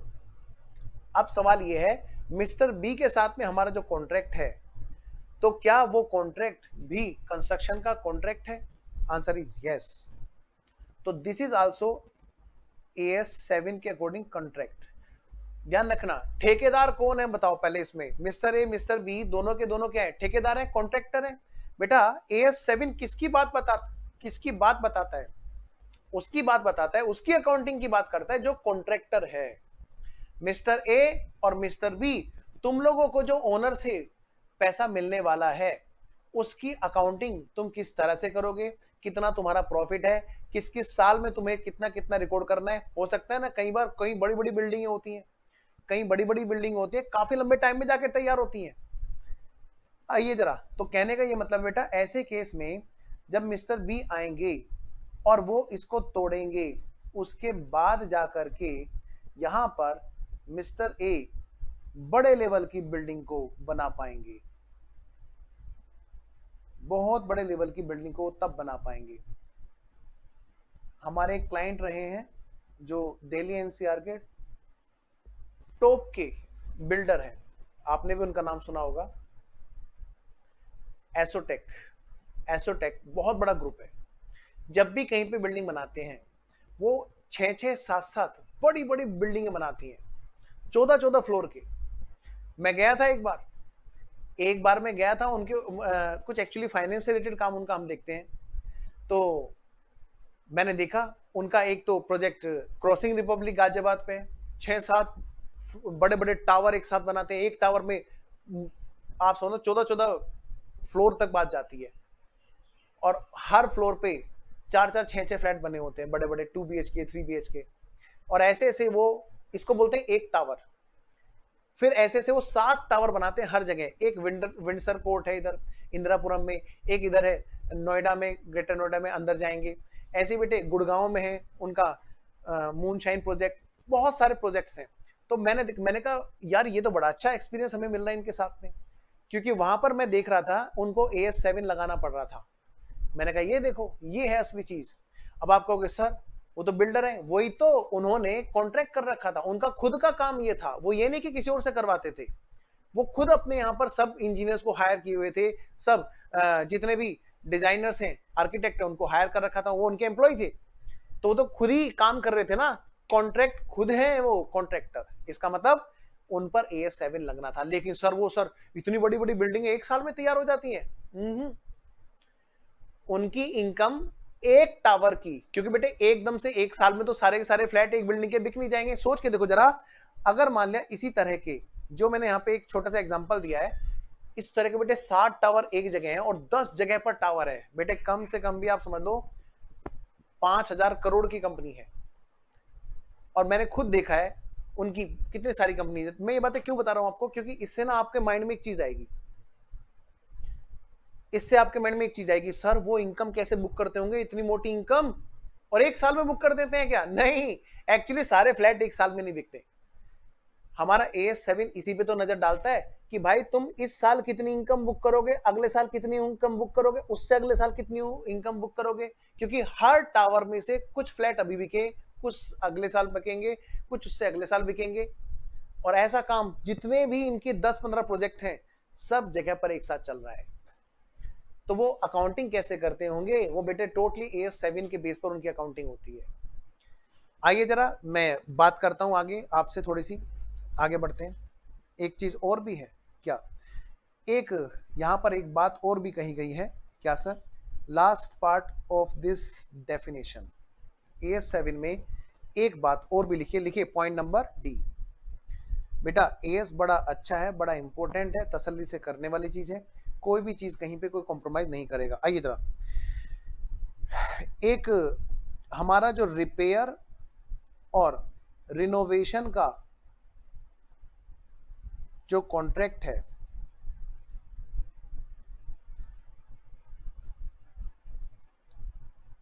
Of capital nature, of revenue nature,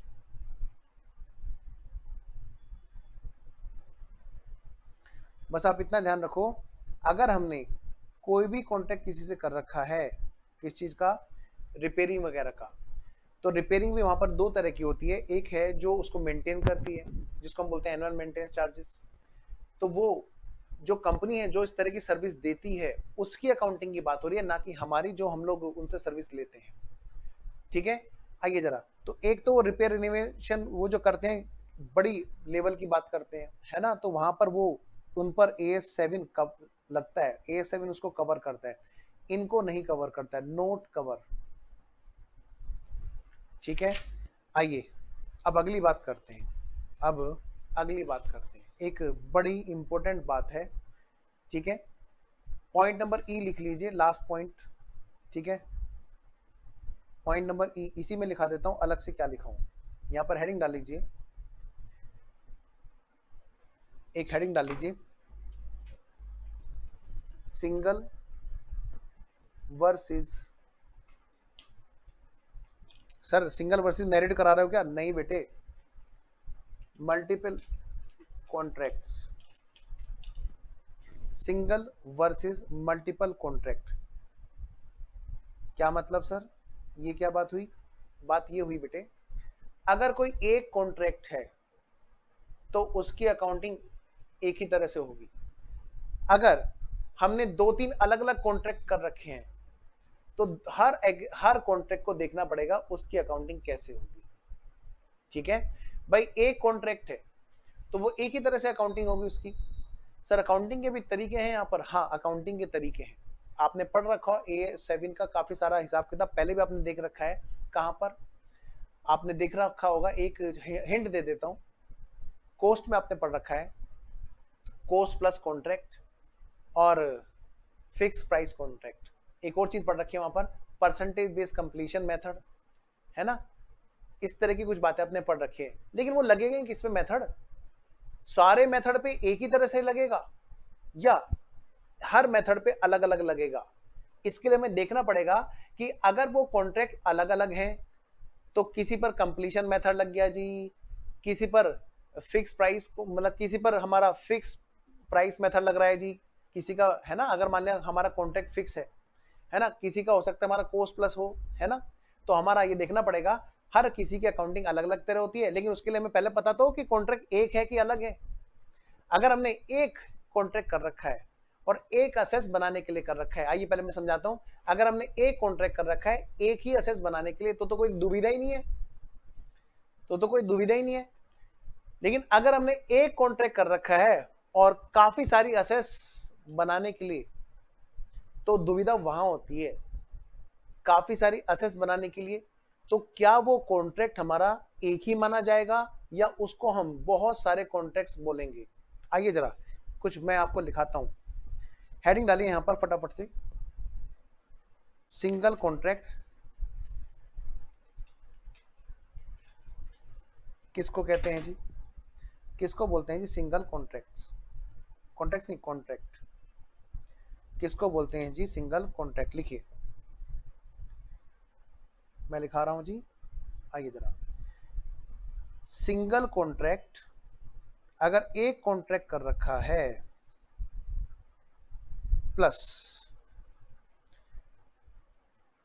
4 single assets कर रखा है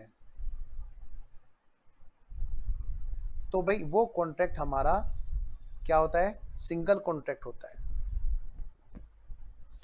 और अगर हमने ऐसा कर रखा है, कैसा कर रखा है? दूसरी बात, हमने कहा भाई सिंगल कॉन्ट्रैक्ट है प्लस मल्टीपल असेट्स हैं, तो बेटा यहां पर है क्वेश्चन मार्क और इसी के लिए हमें यहां पे आपको लिखवाना है कि हम ऐसे वाले केस में भी उसको सिंगल कॉन्ट्रैक्ट मानेंगे,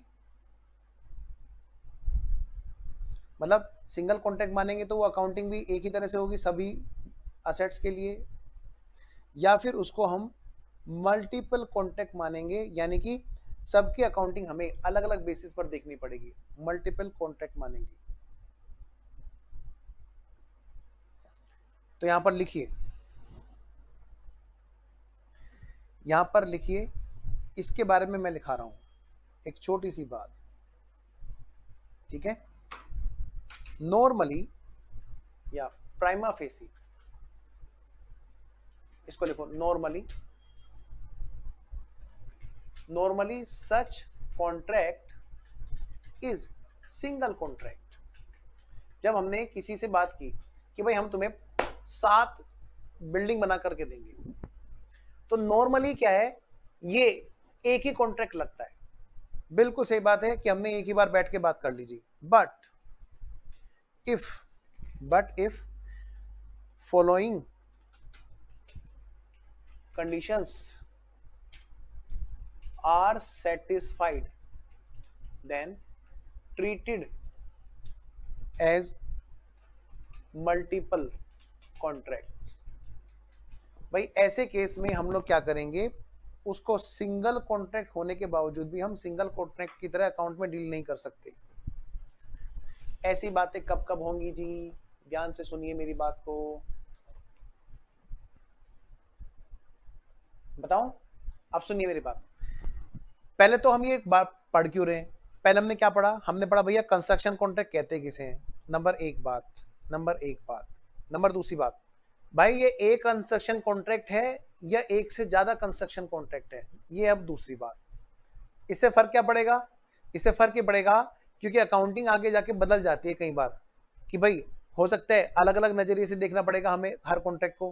हो सकता है ये अगर एक कॉन्ट्रैक्ट हो तो एक बार नजरिया डिसाइड हुआ और उसी बेस पर हम अकाउंटिंग करते गए। तो इस बात के लिए हमें जरूरत पड़ती है कि एक कॉन्ट्रैक्ट जो है सिंगल है किस एक से ज्यादा है, हमें ये डिसाइड करना पहले तो। आइए अब बात करते हैं, कहते हैं क्या, अगर हमने एक कॉन्ट्रैक्ट किया किसी पर्सन से और एक असेस बनाने के लिए तो कोई दुविधा नहीं है, ये जो कॉन्ट्रैक्ट है हमारा फिर ये कॉन्ट्रैक्ट हमारा सिंगल कॉन्ट्रैक्ट ही है। लेकिन अगर मान लिया हमने एक कॉन्ट्रैक्ट किया और उसने कहा कि काफी सारी एसेट्स बनाने के लिए उसने हमें कॉन्ट्रैक्ट दिया, सामने वाले पर्सन ने, कॉन्ट्रैक्टी ने, तो भाई हम इसको एक कॉन्ट्रैक्ट माने या एक से ज्यादा माने? अब ये क्वेश्चन है। कहते हैं कि भाई नॉर्मली तो देखो भैया, जब तुम्हारी बात एक ही बंदे से हो रही है, वो एक एसेट बनवा रहा है, कई सारी एसेट बनवा रहा है, भाई ये ना, ये आपका सिंगल कॉन्ट्रैक्ट है नॉर्मली।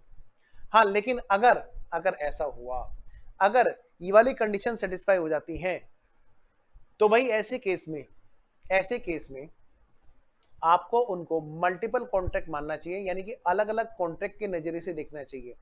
ठीक है, आइए वो क्या है। मान लिया हर किसी का अपना एक सेपरेट प्रपोजल है बेटा। पहली कंडीशन क्या है?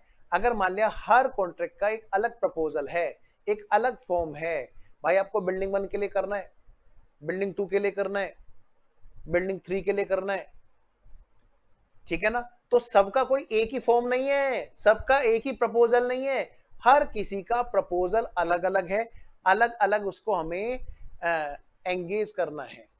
तो ऐसे केस में क्या होगा? ये हमारा मल्टीपल कॉन्ट्रैक्ट है। दूसरी कंडीशन और क्या होता है, आइए जरा।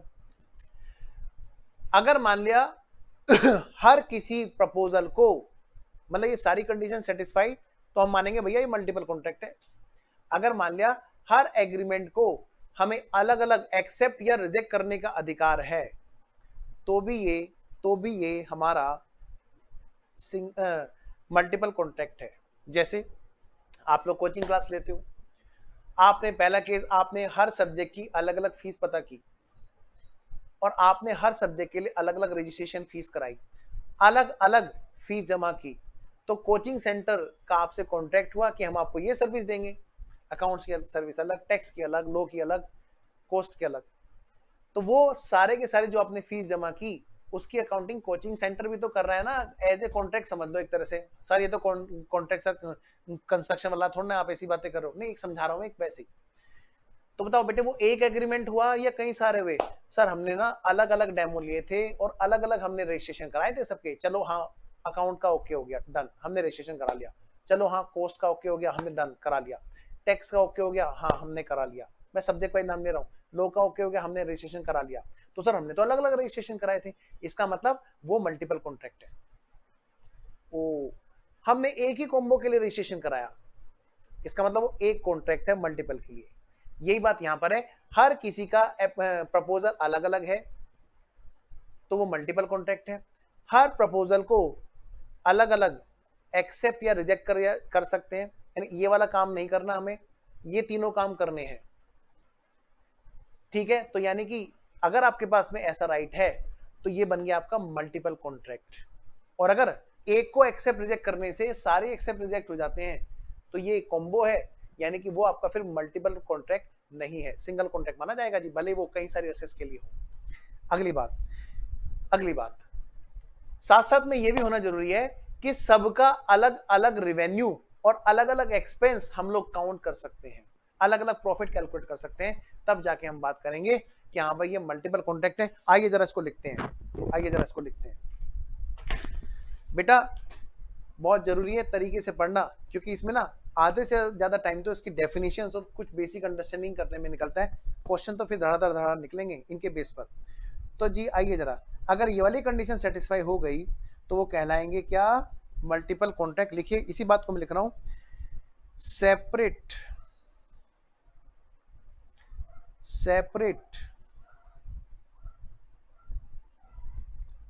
proposals, separate proposals are there, number 1 condition. Number 2 condition क्या? राइट टू एक्सेप्ट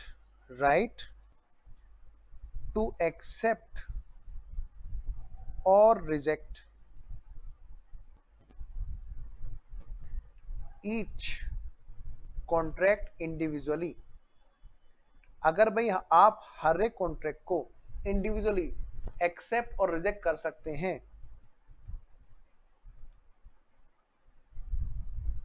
तो हम ये कहेंगे कि ये जो कॉन्ट्रैक्ट है वो आपका मल्टीपल कॉन्ट्रैक्ट है, सारे कॉन्ट्रैक्ट एकदम अलग अलग हैं। नंबर 3, जो रिवेन्यू है, रिवेन्यू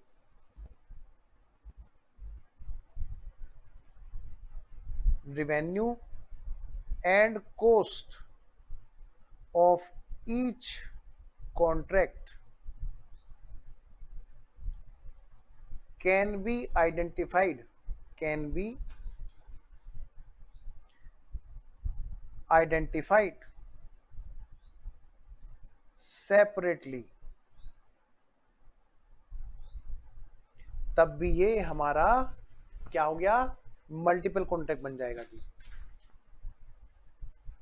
तब ये हमारा बन जाएगा बेटे मल्टीपल कॉन्ट्रैक्ट। यानी कि देखने में तो सिंगल कॉन्ट्रैक्ट लगता है, लेकिन सिंगल कॉन्ट्रैक्ट होने के बावजूद ये मल्टीपल कॉन्ट्रैक्ट हो सकता है, बशर्ते इसमें ये बातें हों।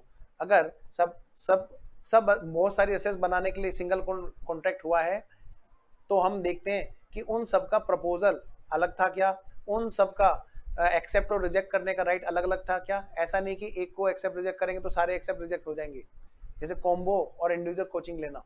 आइए जरा, और सबका रेवेन्यू और कोस्ट हम लोग अलग अलग कैलकुलेट कर सकते हैं क्या, तो ऐसे केस में ये कहलाएगा हमारा क्या, अगर कैलकुलेट कर सकते हैं तो भले ही वो दिख एक रहा हो काफी सारे एसेट्स के लिए, वो मल्टीपल कॉन्ट्रैक्ट होंगे।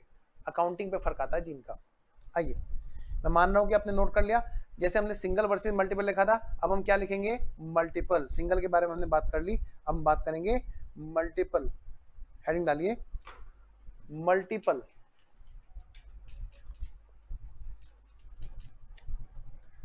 मल्टीपल कॉन्ट्रैक्ट्स,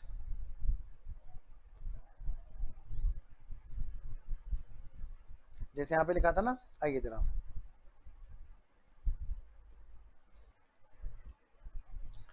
लिखिए।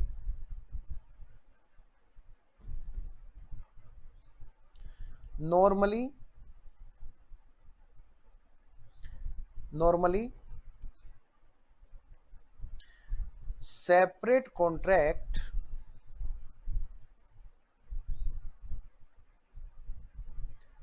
are easily identifiable, but if following conditions are satisfied,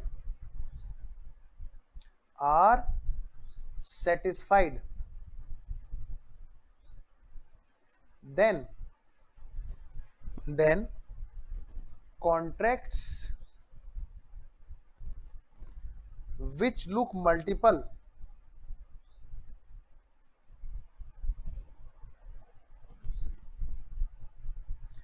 are treated as single contract।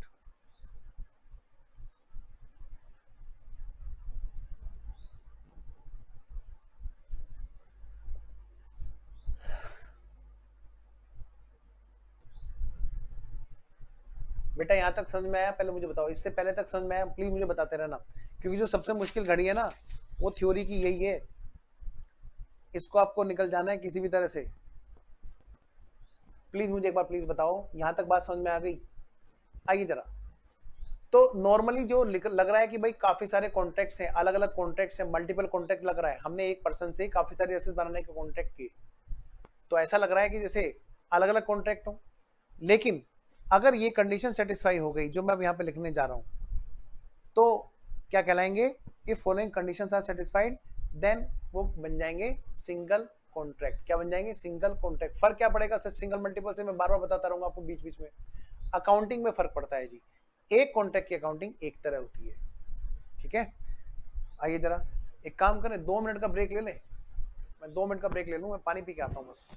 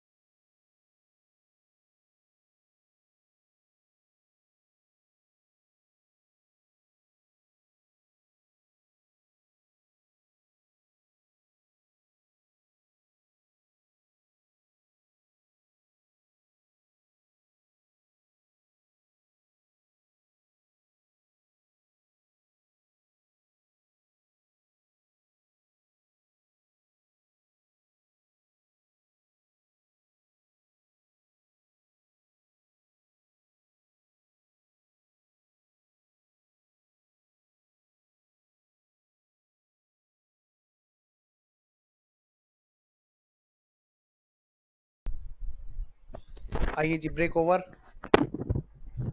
शुरू करते हैं जी। तो हम कहाँ थे? मल्टीपल पे, मल्टीपल कॉन्ट्रैक्ट्स। आइए बेटा, इन वाले केसेस में क्या कहा? तब जब लग रहा है कि भाई वैसे तो मल्टीपल लग रहा है, लेकिन वो कॉन्ट्रैक्ट हमारे सिंगल कॉन्ट्रैक्ट की तरह डील होंगे अकाउंटिंग में, अगर ये वाली कंडीशन सेटिस्फाई है। आइए वो कौन कौन सी कंडीशन है लिखते हैं जरा। नंबर 1 कंडीशन, अगर भाई उसके लिए सिंगल नेगोशिएशन हुआ है, single negotiation for all contracts as a combo. आप लोग पढ़ते हो ना अक्सर कोचिंग में कि कॉम्बो एज ए पैकेज समझ लो। अगर भाई कहीं पर भी हम नेगोशिएट कर रहे हैं और सभी के लिए एक कॉम्बो जनरेट कर रहे हैं, एक कॉम्बो की तरह से नेगोशिएशन हुआ है, यानी कि सबके लिए एक ही बार में बैठ के डिसाइड हुआ है कि भाई इतना नहीं इतना, सबके लिए वन शॉट में मीटिंग में फाइनल किया है सब कुछ, तो वो बेटा एक एग्रीमेंट माना, एक ही कॉन्ट्रैक्ट माना जाएगा। ठीक है। दूसरी बात, एंड ऑल असेट्स, सबकी सब असेट जो है ना वो इंटर रिलेटेड, इंटर डिपेंडेंट होनी जरूरी है। ये दोनों बातें, सिंगल नेगोशिएशन और interdependent, inter unit, interconnected. All assets are closely interrelated oblique interdependent and और उन पर जो काम हो सकता है दे ऑल आर, दे या दे आर लिख लो, दे आर कंस्ट्रक्टेड या तो सीक्वेंसली या फिर कॉनकरेंटली,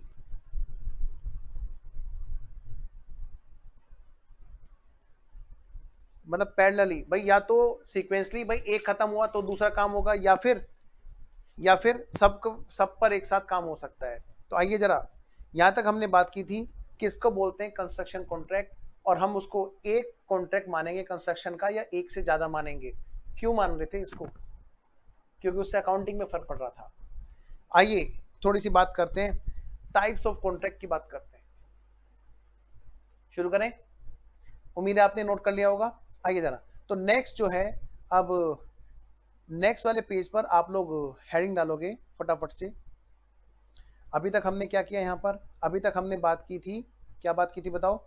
सबसे पहले हमने कहा भैया हम करेंगे, क्या करेंगे? मीनिंग ऑफ कॉन्ट्रैक्ट, वो हमने कर लिया। अब दूसरा हेडिंग डालो बेटे, एप्लीकेबल। भाई ये किस पे एप्लीकेबल है, ठीक है ना? और फिर हम इसके बाद में ये वाली बात करेंगे, फिर कॉन्ट्रैक्ट टाइप को पहले करेंगे। आइए, तो किस पर एप्लीकेबल है बात करते हैं जी। आइए जरा, तो हेडिंग डालेंगे सब बच्चे, एप्लीकेबिलिटी, सेकंड पॉइंट। छोटा सा है, बहुत छोटा सा है। हेडिंग डालो, एप्लीकेबिलिटी ऑफ AS 7। बस एक ही लाइन लिखनी है इसमें, तो लिखिए AS 7 किस पर लगेगा जी। लिखिए ऑन ऑल कंस्ट्रक्शन कॉन्ट्रैक्टर। बेटे ये कॉन्ट्रैक्टर की बात नहीं करता, ये कॉन्ट्रैक्टर्स की अकाउंटिंग की बात करता है। क्या मतलब? आइए जरा, वैसे तो आपको पता ही होगा, पर फिर भी मैं चाहता हूं कि कोई दिक्कत वाली बात आपके लिए जरा सी भी ना रहे। बेटा ये है कौन, ये है कौन, ये है कौन?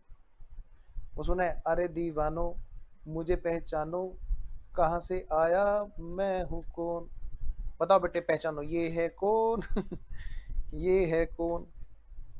ये है कौन? बेटे ये है कॉन्ट्रैक्टर,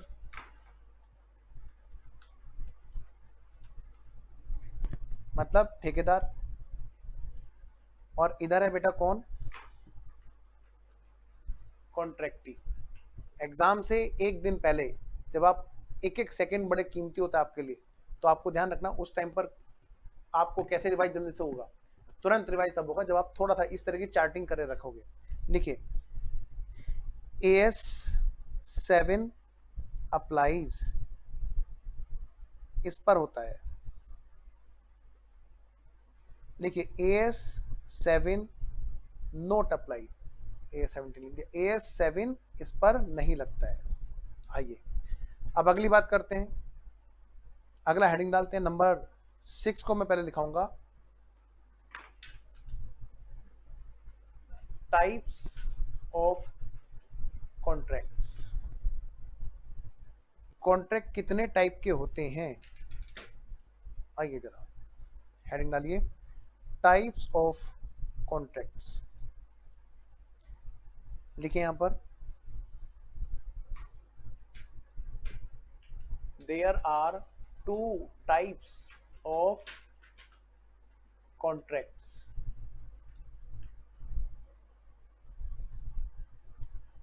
लिखिए number 1,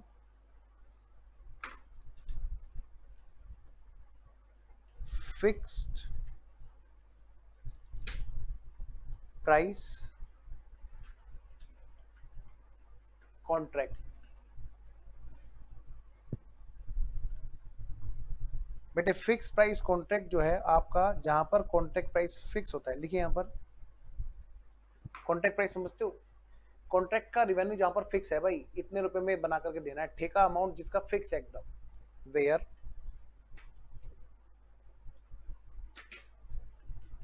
where contract price is fixed. Number 2, such may be with or without escalation clause।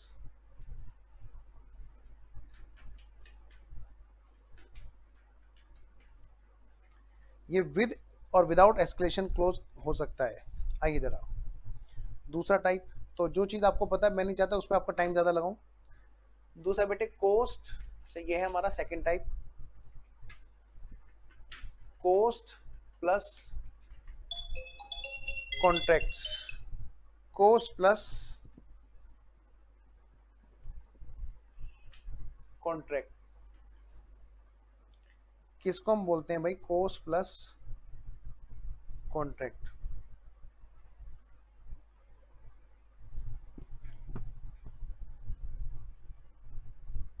आप लोगों को वैसे अच्छे से पता है, फिर भी लिखा देता हूं। आइए,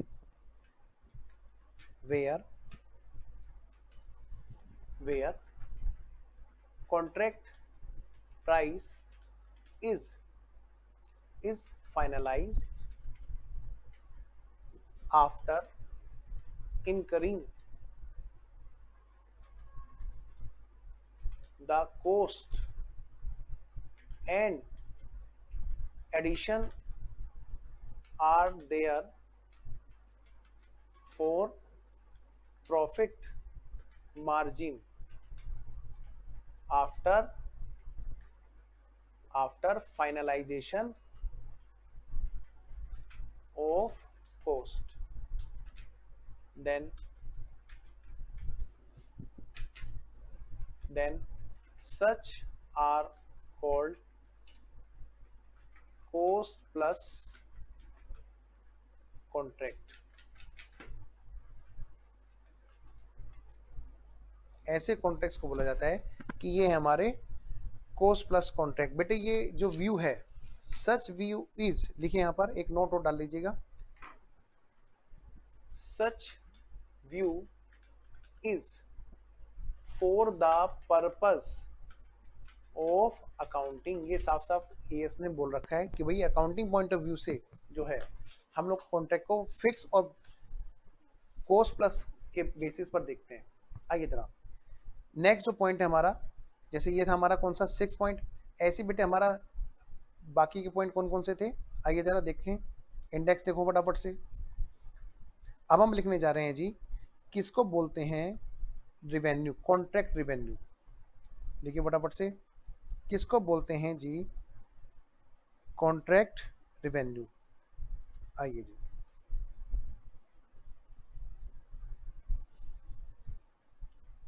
हेडिंग डालिए नंबर 3,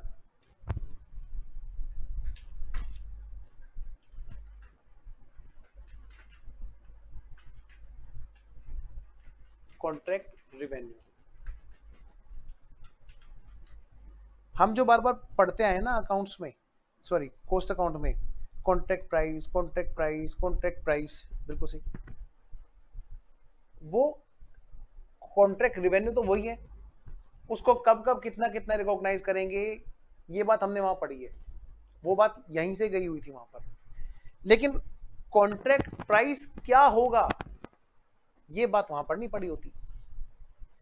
कॉन्ट्रैक्ट में कभी कभी बीच में चेंजेस आ जाते हैं। जैसे मान लिया, एक छोटी सी बात बताता हूं, मिस्टर ए ने मिस्टर बी से, जैसे अब छोड़ो मिस्टर बी, बड़े बात करते हैं, बड़े लेवल का एग्जांपल लेते हैं, metro, DMRC, Delhi metro railway corporation जो है, आप सोच के देखो जरा भाई, किसी ने, गवर्नमेंट ने कहा कि भैया कॉन्ट्रैक्ट कर लेते हैं, आओ चलो मेट्रो बनाओ, कर लेंगे जी। 2022 तक गाजियाबाद तक मेट्रो आ जानी चाहिए, आ गई जी। अगर लेट हो जाते तो पेनल्टी देनी पड़ती, जल्दी कर दिया तो हो सकता है सरकार कुछ इनाम भी दे दे, इंसेंटिव भी दे दे। तो जिन लोगों ने मेट्रो बनाने का कॉन्ट्रैक्ट किया होगा, उनके लिए जो स्टार्टिंग में इनिशियली जो प्राइस डिटरमाइन हुआ वो तो है ही है, साथ साथ में इंसेंटिव भी जो डिसाइड हुआ होगा कि भाई अगर मान लिया आप इतने टाइम तक काम कर देंगे तो आपको फिर हम ये भी एक्स्ट्रा देंगे, अगर आपने जल्दी काम कर दिया तो इतना और हम तुम्हें 10% और एक्स्ट्रा देंगे। तो जो इंसेंटिव है वो भी तो एक कॉन्ट्रैक्ट रेवेन्यू का पार्ट होगा कि नहीं होगा, बिल्कुल सही। अगली बात बेटे, कई बार क्या होता है कि कॉन्ट्रैक्ट करते करते थोड़ा सा दाएं बाएं हो जाते हैं। क्या मतलब, जैसे मान लिया टाइम का टारगेट डिसाइड था और हमारा टाइम लग गया ज्यादा, तो जिस कंपनी, जो कॉन्ट्रैक्टर था, उसने कर दिया डिफॉल्ट, वो भाई देर में काम कर रहा है। तो ऐसे केस में क्या होगा बेटे, वहां पर उनको कुछ क्लेम उनको पे करना पड़ता है, वो क्लेम पे करेंगे कॉन्ट्रैक्टी को। तो ये जो क्लेम है, इसके केस में कैसी कैसी बातें होंगी, क्या उसको भी कॉन्ट्रैक्ट रेवेन्यू में एडजस्ट करते हैं वगैरह वगैरह, ऐसी चीजें होती हैं। तो ये सब बातें हमें यहाँ पे देखनी है। और सोचो जरा भाई, अगर मान लिया ऐसा हुआ, क्या हुआ कि कॉन्ट्रैक्ट तो हुआ था सिर्फ गाजियाबाद तक बनाने का, उन्होंने कहा एक काम कर दो ना, थोड़ा सा मोहन नगर में थोड़ा सा इधर को और एक्स्ट्रा रूट निकाल दो, मतलब कुछ एक्स्ट्रा काम बीच में हो सकता है बेटे, एडिशनल काम करवाने लगे, एडिशनल असेट्स जनरेट कराने लगे। भाई किसी असेट्स को बनाने के लिए कॉन्ट्रैक्ट हुआ, हाँ जी हुआ, तो कुछ एडिशनल असेट्स जनरेट करवाने के लिए, मतलब कुछ एक्स्ट्रा काम और बीच में बताने लगे, तो उससे हमारा जो कॉन्ट्रैक्ट प्राइस है वो इफेक्ट होगा या नहीं होगा, या होगा तो किस तरह से होगा, उसको सेम कॉन्ट्रैक्ट मान के करेंगे या एक अलग से कॉन्ट्रैक्ट मान के करेंगे, ये सब बातें इस जगह पर बताई गई है। ठीक है, तो कॉन्ट्रैक्ट रिवेन्यू कहते किसे हैं, हमें ये डिसाइड करना है। सिर्फ जो स्टार्टिंग में बात हुई उसी को हम कॉन्ट्रैक्ट प्राइस बोलते रहेंगे, या कॉन्ट्रैक्ट प्राइस में कुछ और भी चीजें शामिल होंगी, ये सब बातें बेटे हमें देखनी है। मैं नहीं चाहता कि एएस में जरा सा भी इंटरेस्ट खत्म हो। इससे आगे की बात मैं नेक्स्ट क्लास में करूंगा। नेक्स्ट क्लास में हमारे क्वेश्चन शुरू हो जाएंगे, जहां पर हमें अकाउंटिंग स्टैंडर्ड में पहले एक बेसिक नॉलेज लेनी है अच्छे से, कॉन्ट्रैक्ट रेवेन्यू किसको कहते हैं और कॉन्ट्रैक्ट कॉस्ट किसको कहते हैं, उस कॉस्ट का कॉन्ट्रैक्ट रेवेन्यू से कंपैरिजन करके तब प्रॉफिट आएगा। लेकिन सारा कॉन्ट्रैक्ट रेवेन्यू एक ही साल में होगा कि नहीं होगा, किस बेसिस पर, कौन सा बेसिस है जिस बेसिस पर हम कॉन्ट्रैक्ट रेवेन्यू को रिकॉग्नाइज करेंगे, कितना करेंगे, percentage completion, stage of completion वगैरह वगैरह, वो सब चीजें अब हम नेक्स्ट क्लास में पढ़ेंगे। ठीक है, तो प्लीज बेटे एक बार इसको रिवाइज करना, क्योंकि एएस के अंदर सबसे ज्यादा जरूरी है कि पिछले वाली चीज हमेशा नेक्स्ट क्लास में आपके पास रिवाइज होनी चाहिए। ठीक है, तो चलो आज की क्लास में अभी यहीं पे ओवर करता हूं। ठीक है, और मुझे बताना कि आज शाम को हम एक्स्ट्रा क्लास कर सकते हैं क्या, ग्रुप में मैसेज डाल के बताना, तो मैं स्टूडियो में बात कर लूंगा। क्या पता जो अगली क्लास में कराना है हम आज ही शाम को दूसरी क्लास लगा लें। ठीक है, मतलब लेकिन होगी बेटे फिर 6:30 बजे के बाद में। ठीक है, चलिए ओवर करता हूं मैं क्लास। Okay, bye bye.